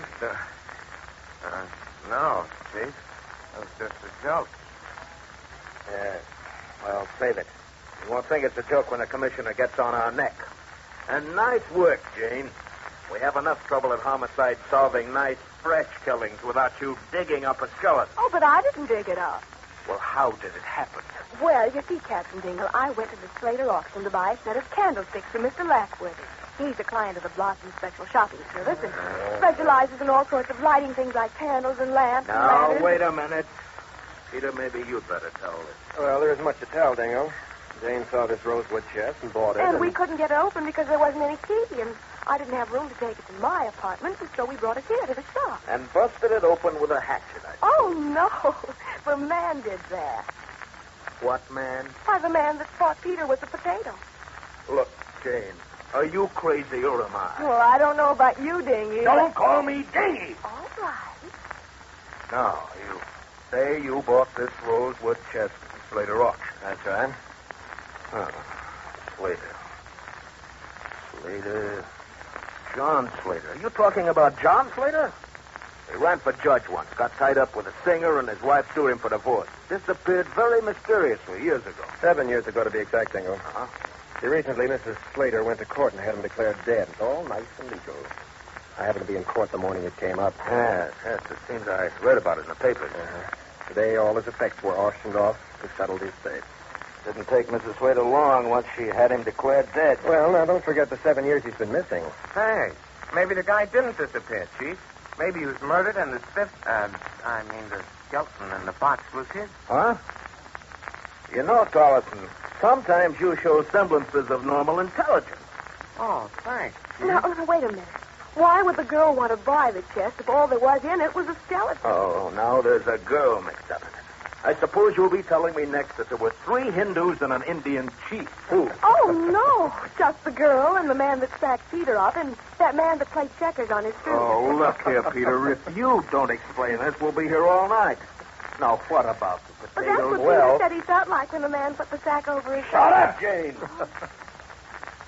Well, Peter? Well, in order of their appearance, 3 people tried to get that chest from Jane after she bought it at the auction today. Poor Peter, you're forgetting Mr. Bloom, you know, the antique dealer.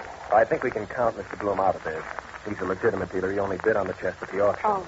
Who were the other 3?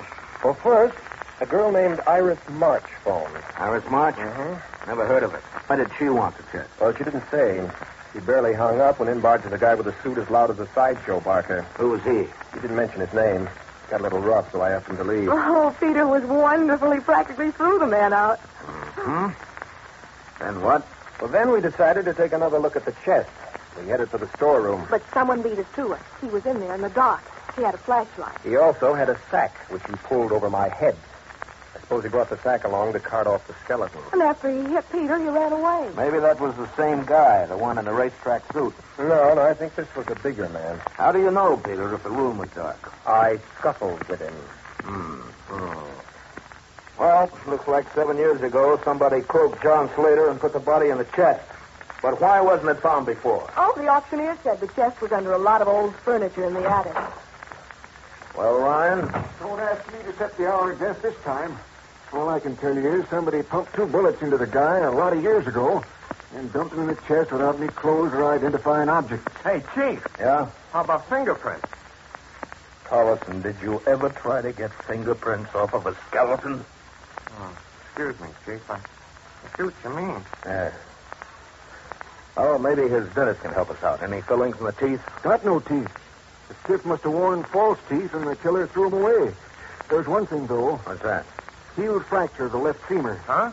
The stiff had a broken leg that healed, huh? And the leg is slightly shorter than the other. Well, that may help. Now we'll have to see if we can run down this March girl. Oh, I know where she lives. What? Why didn't you say so before? You didn't ask me.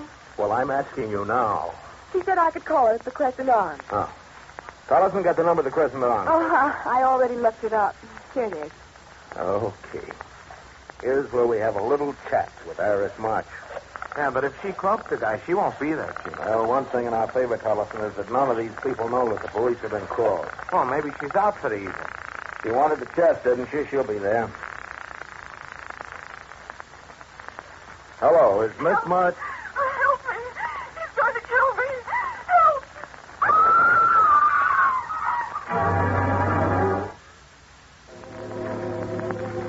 Now, Collison, why won't you let us leave the shop? The Chief said not to, that's why. Oh. You heard him yourself, Miss Oh, Sherlock. but Cindy was just upset. Well, he'll be more than upset if I don't do like he says. Well, I think it's me. If I hadn't told him Iris March lived at the Crescent Arms, he'd never have phoned her. And practically heard her murdered over the phone. Now, look, Jane, hasn't it occurred to you that Dingle may have wanted to keep you out of trouble? Trouble? I never had any trouble. No? This looks like trouble right now. Said it, buddy, if you don't get your mitts up right away. Hey, you can't do that. I can't, huh? Watch the other guy go. You hit Collison with that gun. You killed him. Nah, he's just listening to the birdies sing. Anybody else want to try something? Not at the moment. Oh, a wise guy, huh? Well, so was the other bird, and you saw what happened. You want some of the same? Thanks, no. This guy on the phone looks like a cop. I hate cops. Shut up, Joe. Signal the boss through the window. Yeah, he's coming now. Everything under control, boys? Oh, sure, boy. The guy on the floor got reckless, but he's behaving now. Good. Well, if it isn't our old friend Checkers. What do you mean, Checkers? Just admiring your suit. Come on, what's the matter with his suit? It's that Rags back there. Racino's. It's tailor-made. Shut up, Joe. Well, Rags, you must give me the name of your tailor. Rags, huh? Rags Doherty. That's right. And that's too bad. We'll have to change our plans now. Your plans? Yes, we came for the chest. If your friend hadn't spotted who I was, we meant to leave you here. Well, not exactly free, tied up and gagged. But now... Now what? Now I'm afraid you'll have to come with us. We're going for a little ride.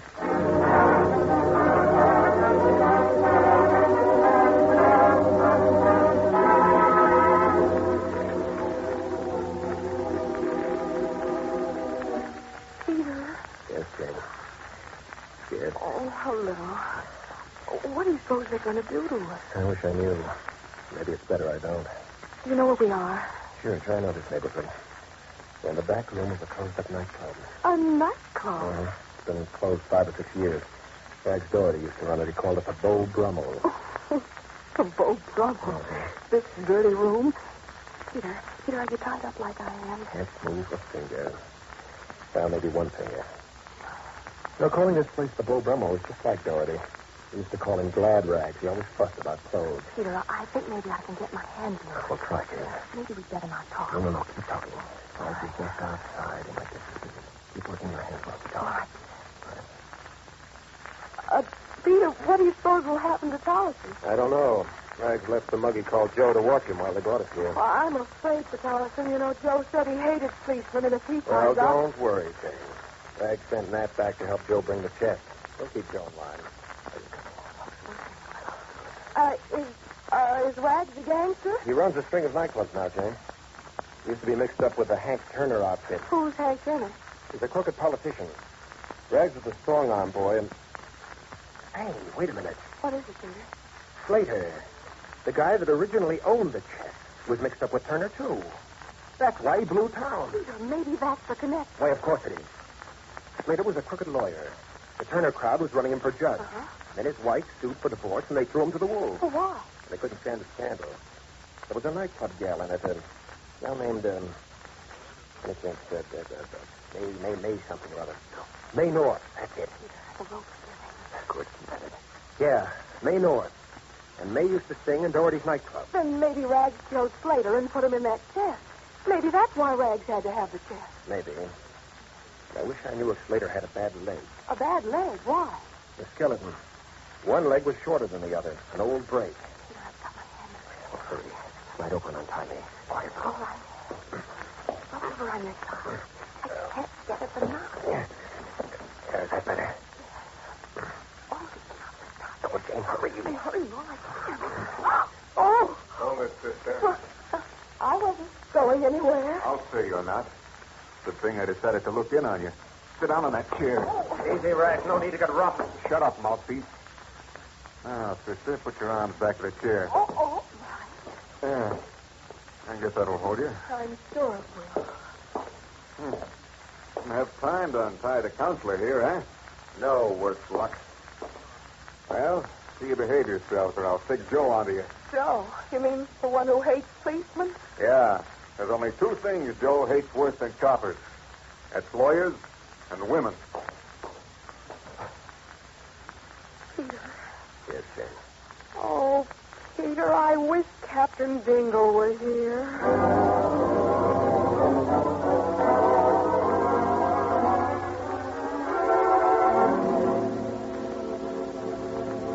Right this way, Captain Dingle, right down the hall. How long has Miss March lived here? Only moved in last week. I do hope she ain't no trouble. I got a hunch her troubles are over. Well, this here's her apartment. Well, come on, open it up. Yes, sir. I'll show you around, Captain. You'll stay outside. Come on, Ryan. This March girl was killed at the telephone. She should be here in the hall. There's no telephone here. Try the bedroom. Here she is, Ryan. Take a look. Plenty dead, Captain. Knife must have gone through her heart. Well, let's get a look at her face. I'll turn her a little. There. Ryan, do you know who that is? You said her name was Iris March. Iris March, my eye. That's the nightclub canary that John Slater's wife sued for divorce about. That's Slater's former girlfriend, May North. Ryan, we're going to have another little chat with that caretaker.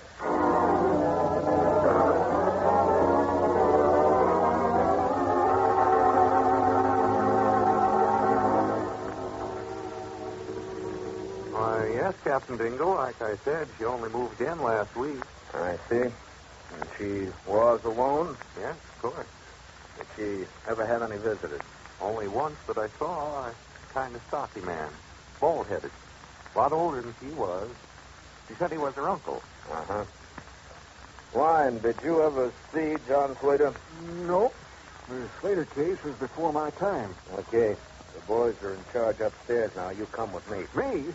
Hey, I'm no cop. I'm a medic. I may need a witness. I'm going to pay a call on Mrs. John Slater.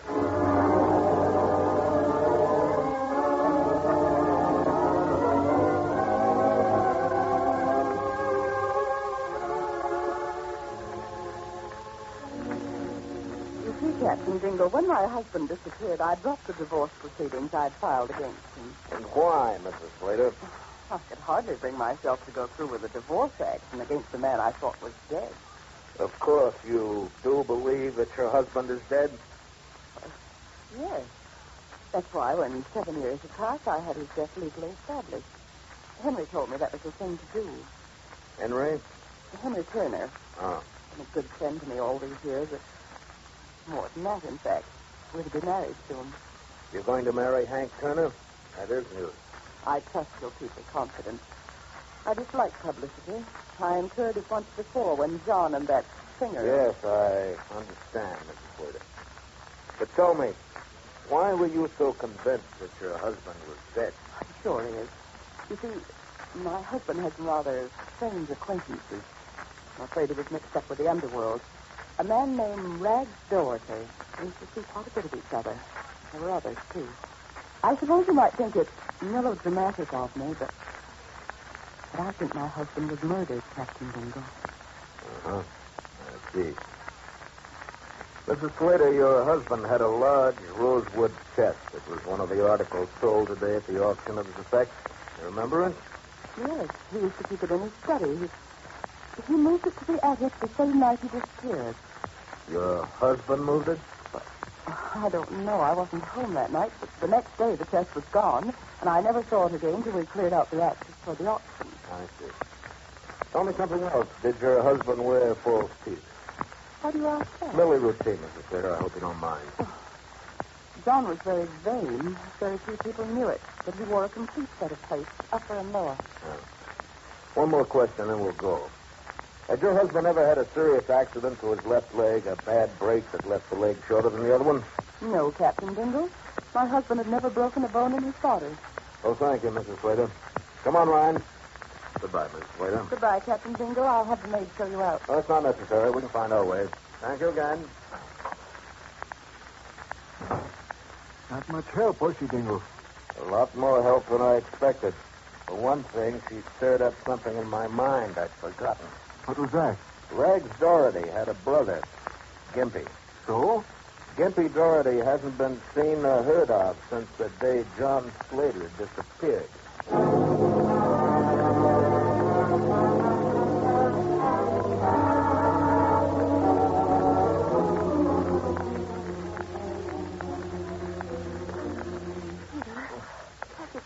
They did a good job of tying me up, Jean. Oh, gosh, there's someone coming.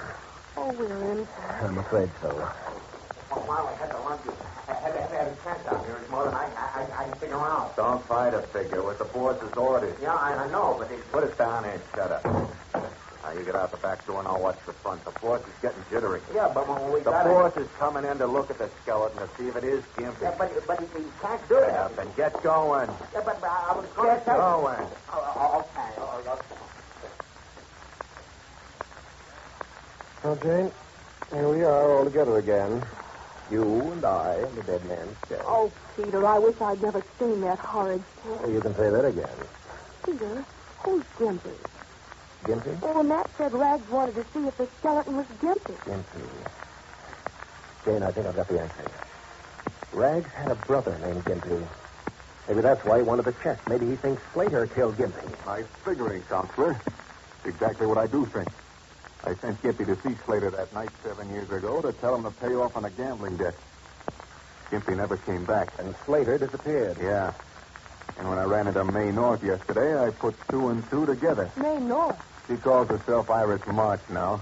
But she was the gal who ran off with Slater. I scared her into talking. Slater's broke. He's back in town to keep his wife from marrying Hank Turner. But how? He was going to come to life again. But May said there was one thing he had to do first. Get that chest. Right, sister. That's when I tumbled. I tried to get the chest at the auction, but I was too late. So I came to you. And you killed Iris. I mean, May. Killed her? I didn't know she was dead. We think somebody killed her tonight just before you kidnapped her. That dirty rat Slater. He must have figured she spilled the dope to me. Well, if that's Gimpy in the chest, Slater will fry for both of them. Don't bother to look, Rags. It's Gimpy. Slater. I've been waiting for this minute. Hold it, Rags, right where you are. You won't dare shoot. I got a man on each door. You had a man on each door. I'm quite handy with a knife, as May found out tonight. We got Nat and Joe. Joe was a little stupid. I made a noise outside the back door. He stuck his neck out. As for Nat, he was watching the front. I came in the back. And you killed Gimpy. My kid brother. Don't try anything, Rags. I'm not ready to kill you yet. Look, Slater, I'm Peter Blossom. Oh, I've heard of you. Oh, too bad, Mr. Blossom. Brother of the bar, too. But surely you're not going nicely, you and the lady, like Christmas turkeys for roasting. Very fitting.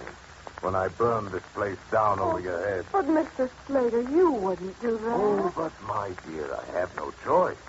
You see, John Slater is coming back to life.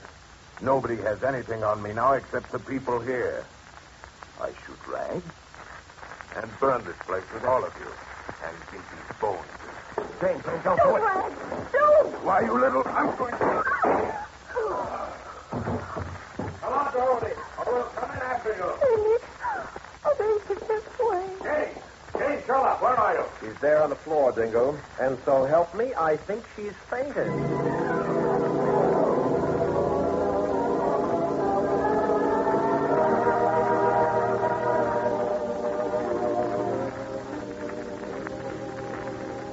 Well, Jane, I can't say I blame you for fainting. Oh, it was silly.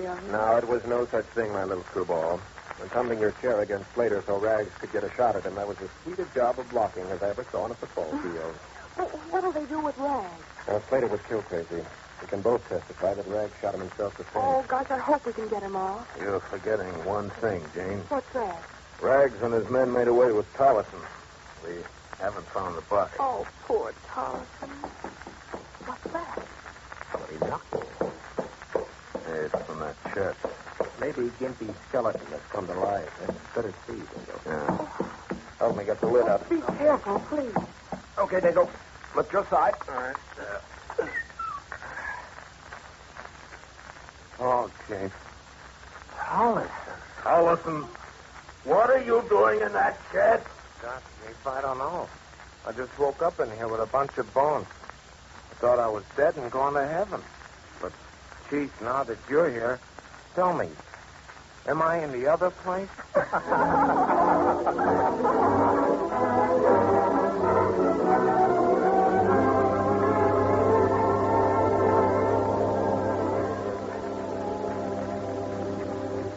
Well, Jane, I never thought we'd see your apartment again. Oh, neither did I, Peter. I thought we were goners. I hope we've heard the last of the Rosewood chest. Oh, Peter, so do I. Jane, honey, no more auction. No more auctions, Peter.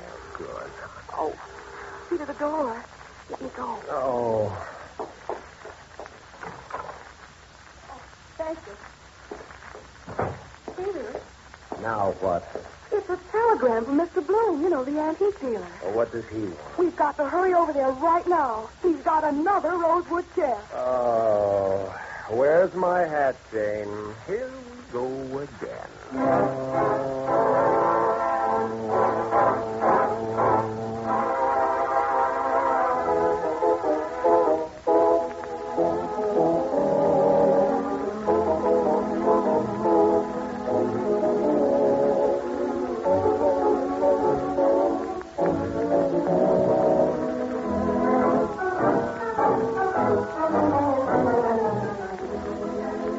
Well, it looks like Peter Blossom is going to be framed in Rosewood. But next Thursday, that's a different story. Jane and Peter find themselves involved with a prim and somewhat grim old maid and a parrot that talks too much. Next Thursday at this same time, the case of the cockeyed parrot. Another adventure of Jane Sherlock and Peter Blossom when you meet Miss Sherlock.